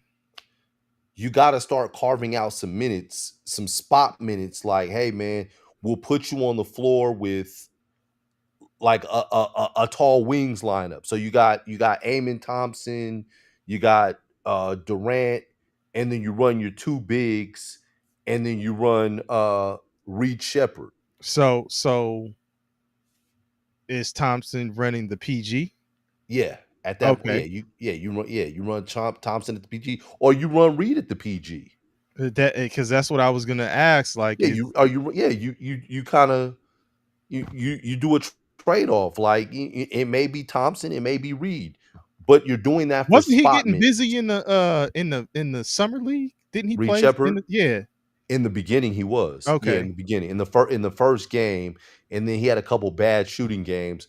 But Whitmore was the one that was cooking. and this is who I was getting ready to ask about is Van Fleet. Yeah, Van Fleet starting. I'm talking about I'm talking about just getting like some backup minutes for Reed so that he could have a process. Donnie Because Brasco said I hate it. Like, Hey, yeah. hey, let me chime in. And I love to see a lot of the discourse, the early discourse about Houston and how like, hey, they may dethrone OKC. I've been a believer in Ime Udoka, Mhm. and adding Kevin Durant is definitely a plus. But Mhm. I want to be slow to anoint them. You know, the top program in the Western Conference until we see it, because we were dubbing that Phoenix Suns team with D Book, KD, and Bradley Beal, a big three, and they had no success. I think I was looking on Twitter today, and it said the end of an era, ERA, and somebody said no, the end of an error, ERROR. So that shit. So Oh shit. like, hey, I want That's I want funny. to see I want to see the how KD fits in with Ime's coaching style, and if it's ultimately a good fit. He was at the Fanatics. The Fanatics is doing something. They were doing something this weekend, and I guess news broke of the trade this morning while KD was at the event. So they interviewed him about it, and he said that Phoenix wanted him gone, and he wanted to be gone. So he's glad that it worked out. So it sounds like internally there was a rift between KD and the organization, and he wanted to be freed, and they wanted his ass exiled. So it worked out for both parties. I hate the narrative, the Jalen Green narrative that's being created about how basically now he's a bum, and Phoenix will move him to another destination. But I want to see. I think he's still young and his story isn't finished. But we'll see how it plays out for Jalen Green. But Houston is definitely should be in that top four when it comes to the West. Okay. Um. I agree with you. I agree with you. Bong was sounding like he had that synthesizer Yeah. mic for him, that George Clinton shit, I the was about to T say Pain. sounded like Roger and Zapp. Right.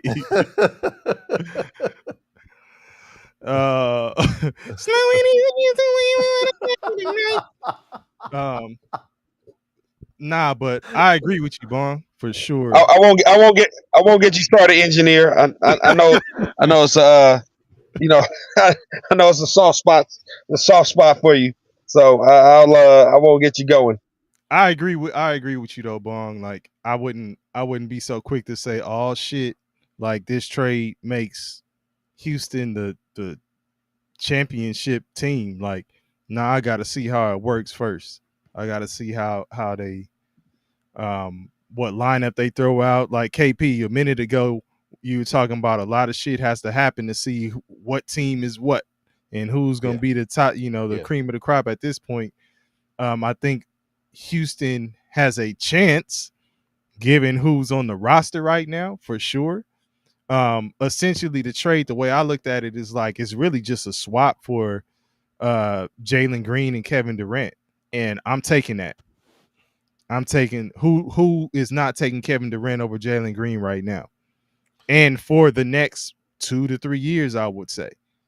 And one of the things that Donnie Brasco was trying to say was he was talking about the draft capital.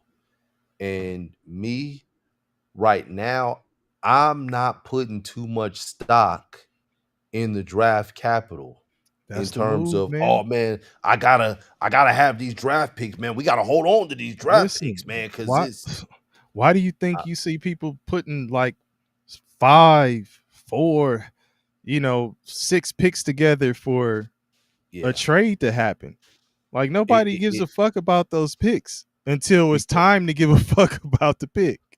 yeah, I mean my theory is honestly it's gonna sound crazy. I think that it starts in grassroots basketball. The ranking system is bad. And so sometimes players are getting anointed early. And when you're ranked really high coming out of high school, you get on this trajectory of being a one and done player. You go to college because you've been signed off on already. You don't have to dominate on the college level before you go to the NBA. players are getting to the NBA. They're still young, and they still need to develop. And sometimes the development may take 3 to 4 years before the player is developing, and you start to see some kind of promise like that you were projecting when this player was in high school. Like, no disrespect, there's a player that plays for the Boston Celtics, JD Davison. JD Davison came out of high school in 2021. He is a 5-star player. I believe he went to Alabama for a year. And then, was drafted to the Boston Celtics. I think he went in the second round of the Boston Celtics. He still hasn't found much opportunity or really seen the floor. And we're talking about being drafted in 2022. So he's now completed his 3rd season. And it's still he still can't find minutes. But maybe if he's ranked a little lower, or maybe if he stays in college a little longer, he has a little bit more time to develop, and then he gets into the league and he can play early when he gets in there. But so I mean, looking at how this is going, that's why I think that GMs are looking at the draft capital like, I'm not really putting draft into this. I'm not putting stock into the draft picks at this particular moment.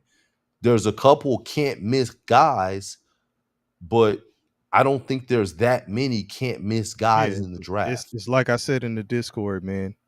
It's once you get past maybe the 5th pick in this draft, nobody is really like sold, right? So they're like, "Oh, you want the 10th? Okay, here, yeah. We'll give you that for Durant for sure. We'll take it." Like, and I mean, yeah, you take as many picks as you can get, because I mean they're still worth something, right? Because you never know who's gonna develop and be the next, like, top guy. And if you're in a position and happen to be holding on to one of those picks, hey, you're in a good spot. But you have to wait for that shit to develop. Like, motherfuckers got to win now. Coaches are on hot seats now.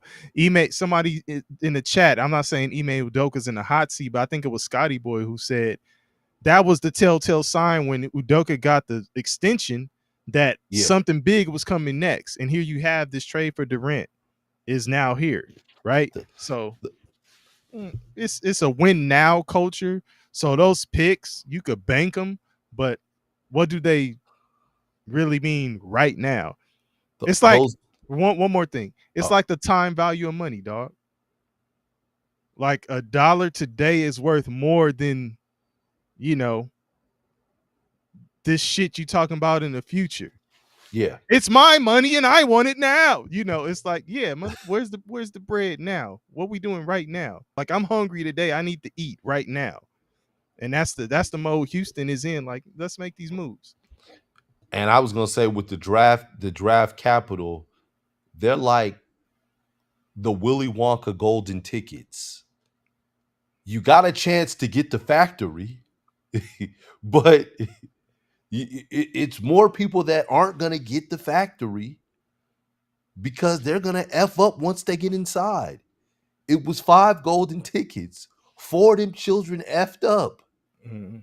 And Charlie was the one that got the factory. So with that draft capital, it may be 4 bad picks. Yeah, and you get that one good one. Like, man, yeah, we got one right here. Yeah. So I mean, good trade, man. Good trade for Houston. I loved it. Like Cisco back in the day when it was Siskel and Ebert. Yeah, I give it 2 thumbs up. 2 thumbs up. Yeah, I give it 2 thumbs up. Oh man, not Raining Men from In Living Color, right? Hated it. Nah. Not what was it? Antoine Merriweather and Blaine Yeah, Edwards. that shit was so funny, dog. Yeah, nah, Um, man, nah. so yeah, I say I like the pick. Engineer is on cloud 9 right now, and he's still He fantasizing. said, "Imagine we go after Giannis as well." Hell no, no. If that happens, man, I might have to turn the TV off. Turn the TV off. In the words of Kendrick Lamar, that would be insane. Yeah. That would be insane. Hey, and then Donnie Brasco said, "Stop it, KP. Reed is not a PG yet. He's not even ready. Everybody gets busy in the summer league. Look it up." Eh, Donnie Brasco, I'm saying spot minutes. So if you Oh, he play, said everybody get busy in the summer you league. you can play him there for 5 minutes a game. You can play him at the point, and if you don't, if he's not if he's at the point 5, and then you play Amon Thompson at the point for 5 minutes, that gives him 10 minutes of playing. You got to get but you got to get Reed Shepherdson playing. Engineer bringing Scotty Boy bringing Engineer back down to earth, like, but then saying, the funny thing is, Yeah. they can make it happen. Like, Yeah. so let's see. I doubt that they bring in another guy like that. Houston, I'm saying, I think they'll have a mix of the youth with the vets. I think what they have now is a cool mix, just depending on what they like. If they do what you say, KP, if they move a couple of the wings, what do they move them for? What though? To bring in shit like a Cam Johnson, like they're talking about. Like, Nah, you need a guy like that. they may bring in a point guard. But you have Van Fleet. If he's Yeah, I mean another, but you got to have more than one point guard. You have 2 point guards. You have 2 point guards. okay, but then you said Thompson because they Yeah, kind of list I'm him as saying, the point but I'm forward saying type. that's spot minutes. Yeah, I'm saying Okay. he's playing 5 minutes here at the point, and Reed Shepherd is playing 5 minutes.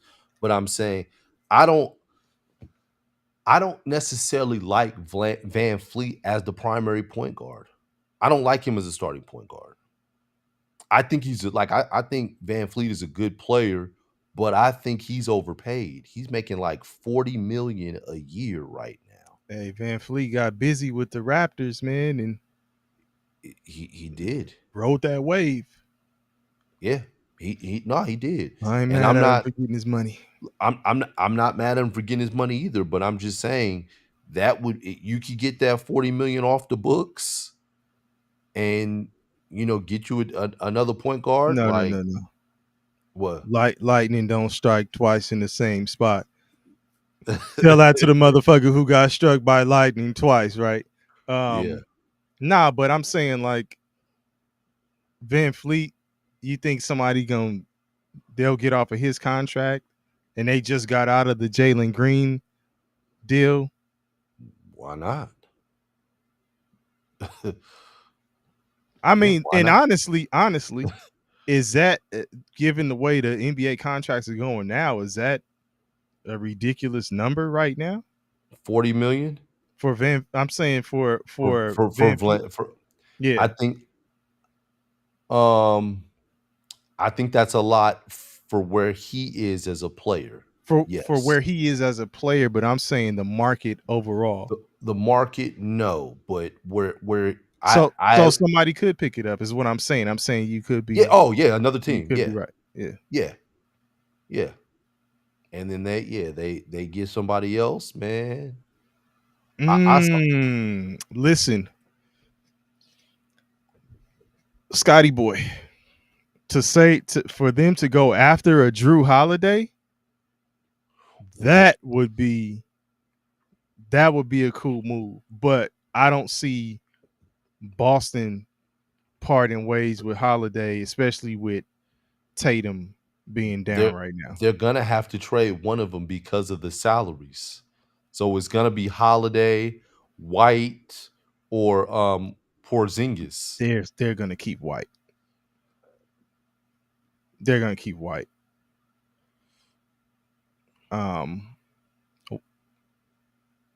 What your boy Donnie Brasco is saying?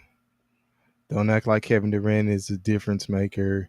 Check his resume since Golden State. I'm not trying to shit on him. He needs to go to a team that's closer than Houston. If Bong is still in the building, he gonna jump back in like Donnie Brasco, baby. Yeah. Yep. They gonna be Hey like, man, hey, listen. I've been trying to tell people. I've been called a hater. I've been called a naysayer. I've been called a lot of things, man. But I'm telling the truth. His best days are behind him. He should have stayed in Golden State. Kevin Durant should have stayed in Golden State. It was his best move. Kevin Durant should have stayed in Golden State. And ever since then, he's been chasing the white rabbit. What's that? What's it called? Chasing the white rabbit or whatever the fuck he's chasing. And again, he's on his. This will be his third team, correct? So he had Brooklyn, no, Phoenix. this is fourth team, No, right? this is the fourth. Fourth, okay. No. OKC, Brooklyn, Phoenix. Yeah. I'm talking about since Golden State. Oh, this will be the third. Since Golden State, this will be his third team since Golden State. Yeah, this will be the third. Yeah. And and he hasn't achieved that success since he left. Right. FYF in the building was good. What's good, FYF? Okay, FYF already shooting. Let's see. KD didn't have a choice to leave Phoenix. He didn't want to go. Phoenix wanted to go a different direction. I disagree. I think it was mutual. Yeah, I think it was mutual. Yeah. I mean, he know they wanted. I think he wanted to go, and Phoenix was like, "Okay, we want you gone."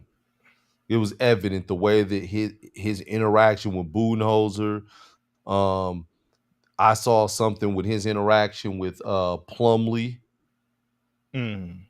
Like Plumlee was trying to set the screen, and he's like, "Get out the way!" Like pissed off because they're at the top of the key, and Booker's trying to isolate at the top of the key. Like, oh man. He said the team owner just talked about it. FYF is saying. Yeah, but is that the team owner saving face? And shout out to Pops, Mr. Patton. Remember, I talked about it. I talked about it earlier.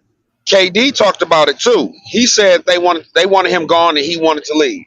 So it was mutual. And by his estimation, it was mutual. But Phoenix definitely wanted him gone. That's no question. KD confirmed that.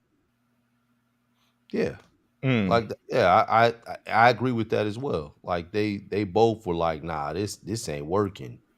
In the words of Lauryn Hill, it ain't working. And what they say, KD found out at the Fanatics Fest. Yes. Yeah. I don't know, man. These dudes, I would think that they know discussions are going Some down. of them. Yeah. Some of them. Okay. Yeah, he had an idea. Yeah, that's what I'm saying. Like, you don't have any clue, but maybe he didn't. I don't know. And maybe that's not what he said. I just heard that he read something about him finding out at the Fanatics thing. FYF, we agree, man. We like the trade. Yeah, Houston starting lineup will be a problem. Houston, period. I mean, yeah, we like the trade.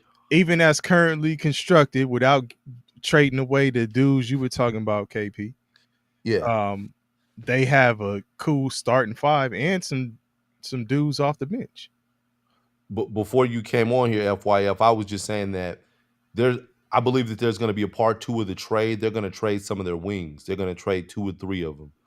Tari Eason, Cam Whitmore, and Jabari Smith. They're going to trade at least 2 of those. But Tari Eason is in the trade. That goes against what Scotty Boy is saying, because he's like the Rockets still have their young core. Because if you want to consider them part of that, they're still going to be young though, because they still got Amen Thompson. You still got a young Reed Shepherd. Look, we were just talking about this too, FYF. Yeah. Who do you FYF? You get rid of Van Fleet. Who do you bring in? Who do you target as a replacement? Because they need a PG. They need a point guard. Yeah, absolutely, they do. Oh my God. Okay. Legend of Experiment. Shout out to you for this is the first time we've seen you here. So shout out to Yeah. you for hopping in.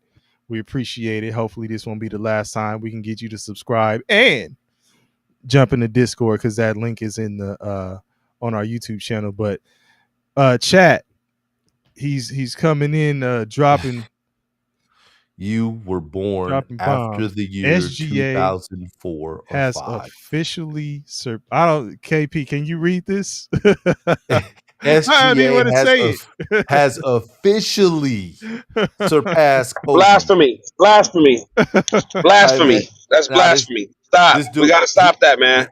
he We got watched Kobe play after the ruptured Achilles. This guy's not. He had to. Okay. And Donnie Brasco said, I'm not a hater, just a sports take. But Yeah. FYF, I'm waiting for that replacement of Van Fleet. Who do you target as your PG? Man, I'm trying to get Derek White if I'm them. Listen, if it's out of White and Holiday, I think the Celtics part with Holiday before they part with White. Oh, I agree, but I'm saying, yeah, who would I want to take? You said who to take. I'm taking White. Okay, so Legend of Experiment says Nuggets will trade Jamal Murray to get to the Rockets for a pick and a young player. KP, remember we were talking about the trades for Denver. The trades for Denver. Who do you trade? And who did you say? I said Jamal Murray I said Trae Young. For Trae Young. Jamal Murray for Trae Young. Yeah. So do you think Jamal Murray would work in Houston? No. You don't think he would be a good fit with Durant in the squad? No. Okay. No. I think the better fits are Drew Holiday or Derek White because they play defense. They play defense. They're not chucking shots, but they can score. Derek White more so than Drew Holiday because Derek White can shoot the three and space the floor. So I'll say this: if Houston, and they know their personnel better than we do, right? Mm-hmm. They're behind the scenes. They're working out. They see all these people. He finally responded. Yeah, I see it. All right. The way that is rolling right now is kind of like it gives Thompson the most opportunity to expand his game. And maybe they see enough in him to where they're like, it's time to, open this situation up for him. So he can, grow into who they expect him to be, basically. What I hope he does in this offseason is comes back shooting better from the field. If he could shoot the three ball, if he could expand his range and maybe do some catch and shoot at the 3-point line, he's really going to be a problem. But what if he, and I'm not saying model your game after an SGA, I'm just giving you an example. What if he's more of a mid-range assassin and an attack the basket kind of guy who can still pass and get other people involved? Because he's shown that ability. I know he can attack the basket. I'm just saying the 3-pointer because it's going to space the floor for everybody else. But you have Durant who's mid-range and 3. You still got Sengun. You still got Steven Adams. You still got both players that he played with already. No, I know. I'm saying, but they still operate inside from 10 and in, 15 and in. What is Steven Adams operating? He's just rebounding. he's still clogging the paint in the lane. Okay, well, let's be clear, because I'm like, hold on. But let's. So you know what you said? FYF threw his Threw his pick in pick there, out there. man. I LaMelo don't would be the like that. best fit. I don't like that deal. I don't like that deal because I don't think LaMelo fits with Udoka. Udoka's like gritty, blue collar. He's a LaMelo, sergeant. He's a sergeant. yeah, LaMelo Yeah. doesn't strike me as that. LaMelo's gonna come in unruly, not listening. Nah, this is my team. I'm Do doing it my way. Do you think so though? I do. Man, LaMelo wasn't listening to LeVar, man. And LeVar's a sergeant. Like, come on, man. I mean, but that could be the father-son dynamic. Nah, man. Nah, man, that's a real thing. No, I hear you. LaMelo's a rebel, man. He can play, but I don't think he fits what they want. Okay, like, he could be LaMelo a rebel. gonna play defense. He could be a rebel, but what if you have a coach that gives him a cause? I hear you. And FYF said Udoka is like LeVar, and I'm saying he didn't listen to LeVar. That's yeah, Okay. he's like LeVar, and he did not listen to him. And you got some people. Look, Legend of Experiment says maybe he may change his LaMelo. I'm just saying, like, what if you called him a rebel? What if Ime Udoka gives him a cause, makes him a rebel with a cause? Yeah, I mean, we had the same type of discussion when Bong, and I know Bong is about to unmute when I say this, when Bong was saying that he wouldn't have been a good fit in Golden State. And I said, really? And me and KP, I agree agreed with on Bong. that. I We know. agreed on that. Oh yeah, for sure. And I was the only one that said, "Hey, man, I think he would have been a different type of player behind the Steph Curry and a Draymond and all those, Klay Thompson. Like, I think he would have been. It would have been different, man. He would have been like, "This is my team from day No one." way. No. No way. I think he Hey, would. and again, maybe I'm not giving LaMelo credit that if put in the right situation with the right coaching, staff, the right organization, he'll fall in line. But LaMelo just strikes me as a vigilante. He's Like, in hey man, Bong. I know. So again, he's had Russia and the Eastern European bloc and Charlotte as Right. examples of what he can be. So maybe he just needs the right situation. That's what I think. And FYF agrees with you, DP, saying LaMelo would have been a perfect fit for Golden State. Why not, man? He can pass. He can shoot. Because in order, don't talk about defense. None of them play it except for Draymond and Klay Thompson in his prime before he got hurt. LaMelo is skilled. He has really good positional size. Pause. But my question and what I wonder is how much will he sacrifice for the good of the team to win? And that's why I'm like, I don't think he would have sacrificed enough going to Golden State.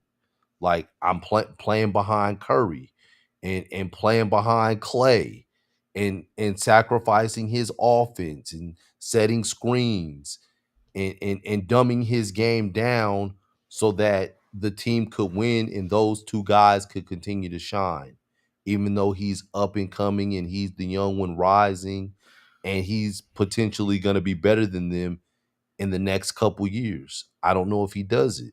And then you put him with Udoka. I don't know if he's gonna want to play a gritty style of basketball. That Udoka's like, man, we got to play defense, and we're not gonna let them punk us, and all those things. But he's skilled. Don't get me wrong. Like I'm not doubting his skill. I'm wondering, is he committed? Would he be willing to commit to do those things to win? But when has he been in a situation where he has to make the decision to do that? What does he have to sacrifice in Charlotte except for his body to put it on the line so they can get everything out of him so they can possibly scrape some wins together? Like, he's not even in a situation where, I mean, you know, Bridges got game.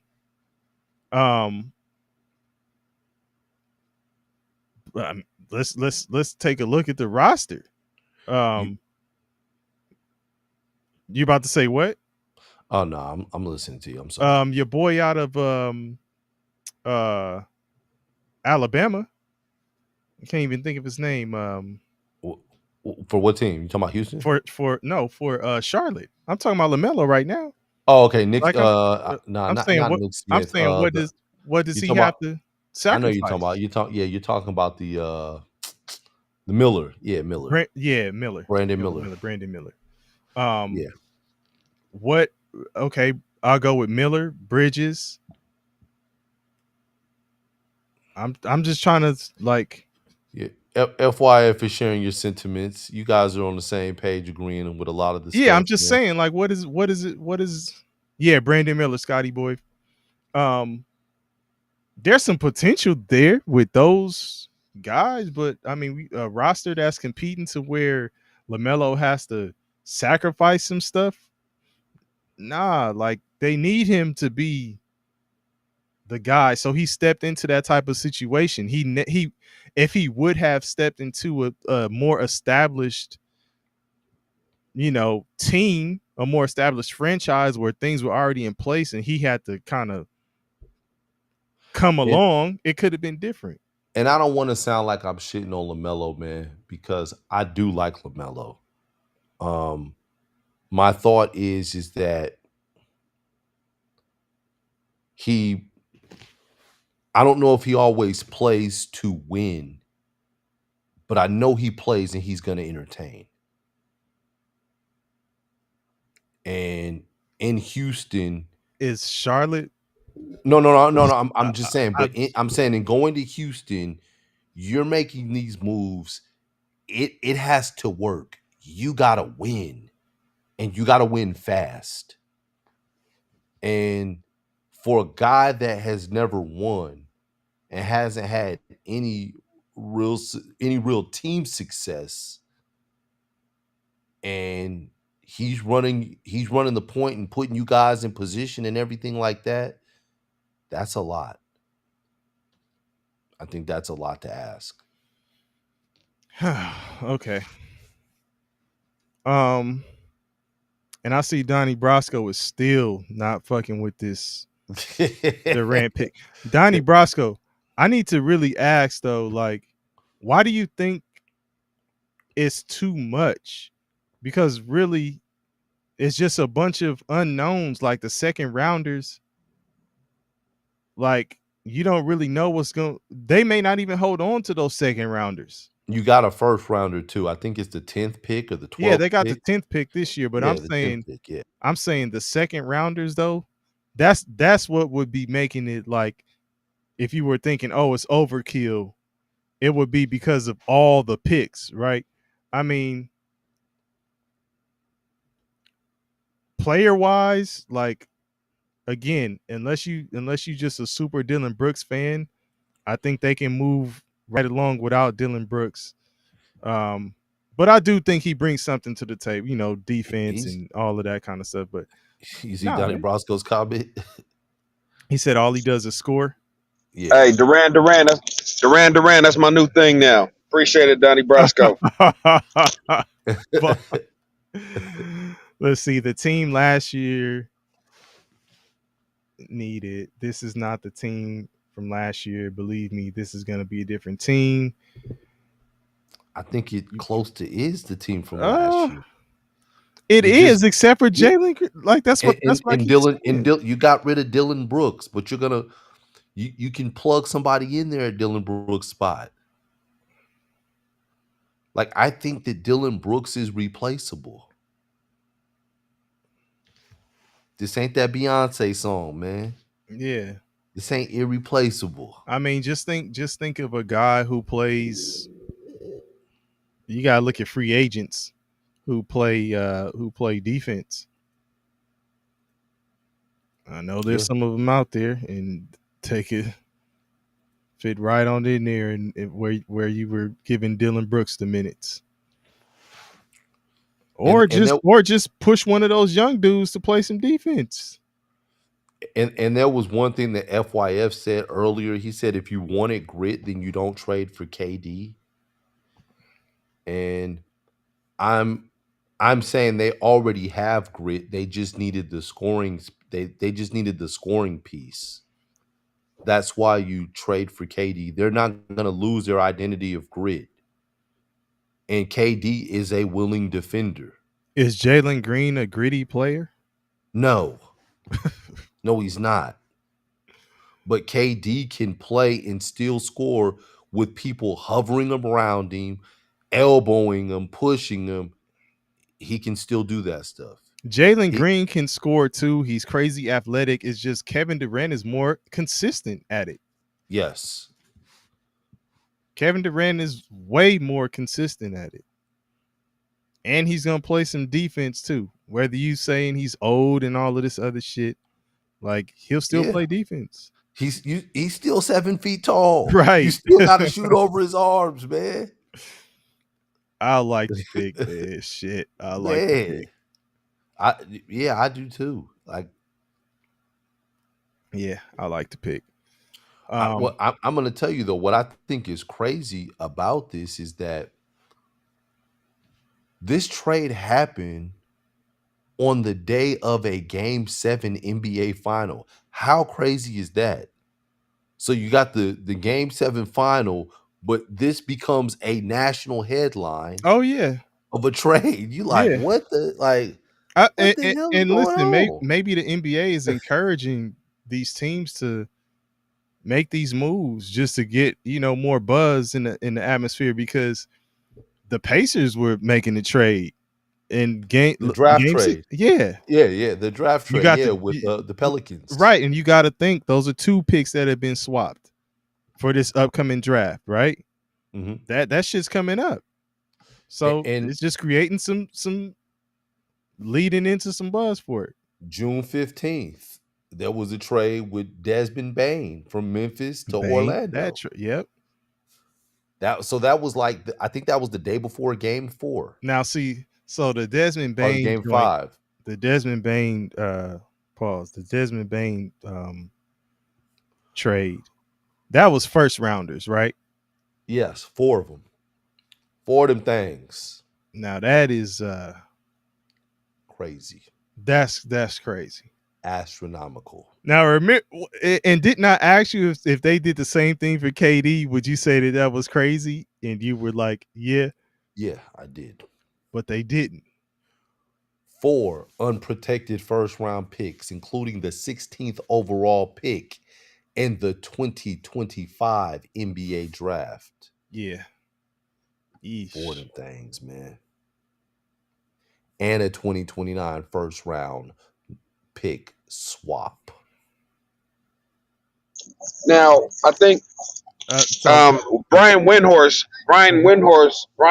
was saying that part of the reason that they gave up some of the draft capital was for Memphis taking on KCP's salary.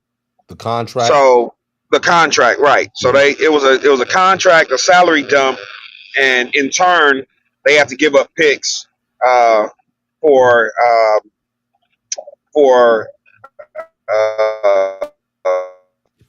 KCP's contract. So part of the reason why the 4 draft picks seems like a lot, but essentially some of them, if it was 3 draft picks or including KCP's contract, it wouldn't be as bad. Yeah, and that's another time value of money deal, Bong. That makes sense. You know, it's like, man, we got to get off this motherfucking KCP contract. It's killing us. And they just like, oh, you want to pick from when? Yeah, here. Go ahead, Right. take this. Yeah, for sure. 100%. But Donnie Brasco is saying Green for Durant, yes. But once you trade 2 starters for an aging scorer, it's not the same team. But Donnie Brasco, do you like Durant on the team? Do you like Durant with Houston? Like just the player himself. And then after you answer that, I would ask, if they told you you're saying the only way we give you Durant is if you give up Dylan Brooks. You're saying no way. You're not for Dylan. Like, that's the deal breaker. Jalen Green in the playoffs averaged 13 points a game. Dylan Brooks in the playoffs averaged 12 points a game. And they both averaged pretty much 30 minutes. You're telling me Durant can't get 25 points in 30 minutes? Yeah, man. Listen, Like we ain't gonna convince. Listen, you couldn't convince Donnie Brasco that this shit was on point when y'all was on the phone off air. And we ain't been able to convince him otherwise while we on here. He is like, fuck that shit. I ain't rocking with it. Yeah. Yeah, he's wrapped up in the amount of players. It's 2 starters. Like, nah, dog. Nah. You don't understand. Hey, Donnie man. Brasco sticking to his gun, so I respect it. So, but man, KP, anything else you got before we wrap it on up and get out of here, man? I want to, before I get to this end of the year season recap, I want to shout out Shai Gilgeous-Alexander for being the first player in NBA history to win the Triple Crown: regular season MVP, Western Conference MVP in the championship, and Finals MVP. You know, I think this is the 4th year that they've been giving out a Eastern Conference Finals and a Western Conference Finals MVP. And so this is the first time that it's been able to happen to where you get one by of the first virtue seasons, of it being a new title. Absolutely. So or a new award, I mean. So he did get the Triple Crown. So I do want to salute him on winning the Triple Crown. But they said he was the first player in 25 years to win the scoring title, the MVP, and the Finals MVP. Yeah. So, yeah, shout out to him, man. Shout out to OKC. They won, you know.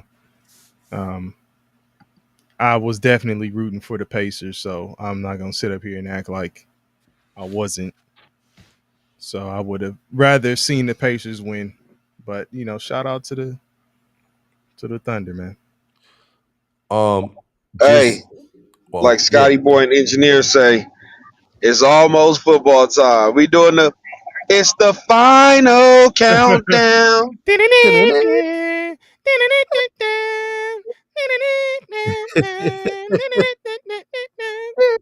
Oh man. It's the final countdown. Yeah, buddy. Just a recap, man. End of the season recap. This was a wild season. Like, a lot of injuries in the playoffs, ruptured Achilles, man. Like, that was sad. There were weird things like the day of the finals, the Durant trade on the day of the finals. You know, it just, this was a really peculiar season, even in the way that they announced the MVP award. It was announced, believe it was May 21st this year. That's the longest it's ever been. You know, like dragging it out between Shea and Jokic. Building up the drama. Like it was most of the time it's right after the first round is over. It's the end of the first round. It's the beginning of May. It's like May 9th. If it's late, it's May 13th. But this was wild, man. It was a lot of wild things happening. And I still think this is just the tip of the iceberg because this off season is gonna be crazy with the amount of trades that happen. Giannis has still got to find a place.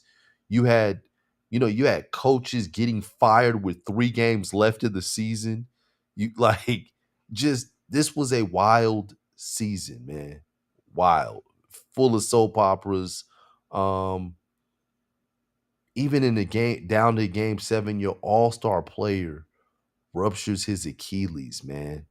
Like, and OKC wins, but Halliburton's gonna be the storyline.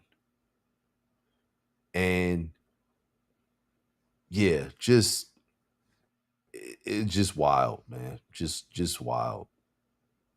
I'm still trying to grasp everything that has just happened this year. Luka to the Lakers. It's just a wild season, man. Okay. Wild.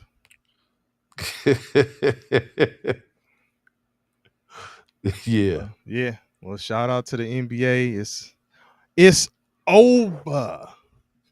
So, we're gonna be after this draft.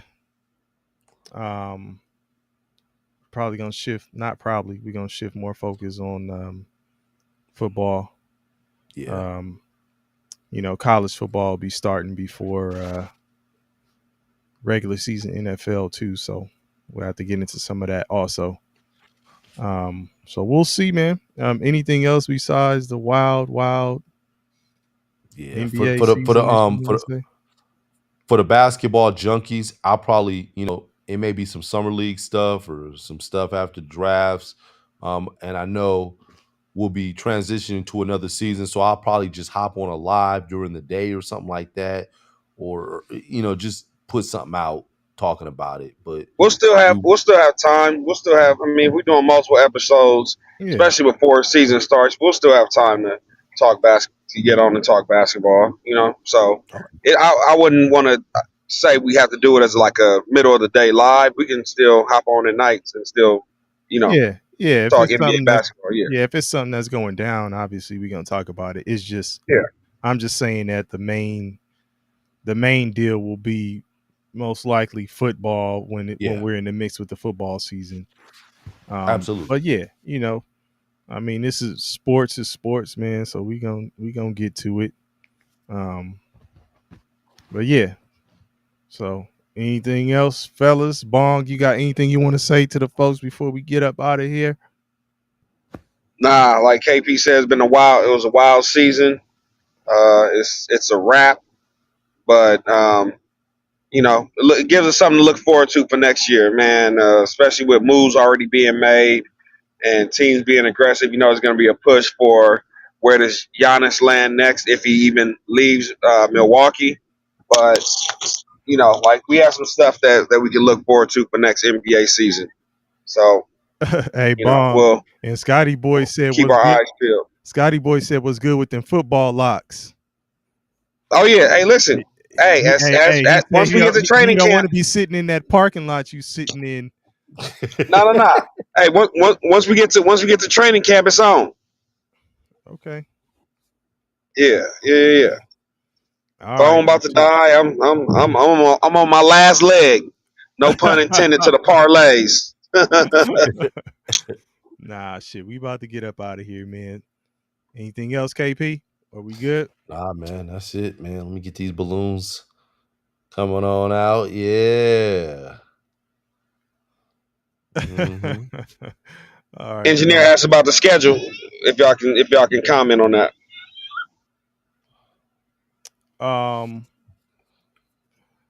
Well, I mean, shit. We got a really football season. I would say definitely we'll shoot for a Sunday because we'll have to do some recaps of the football games.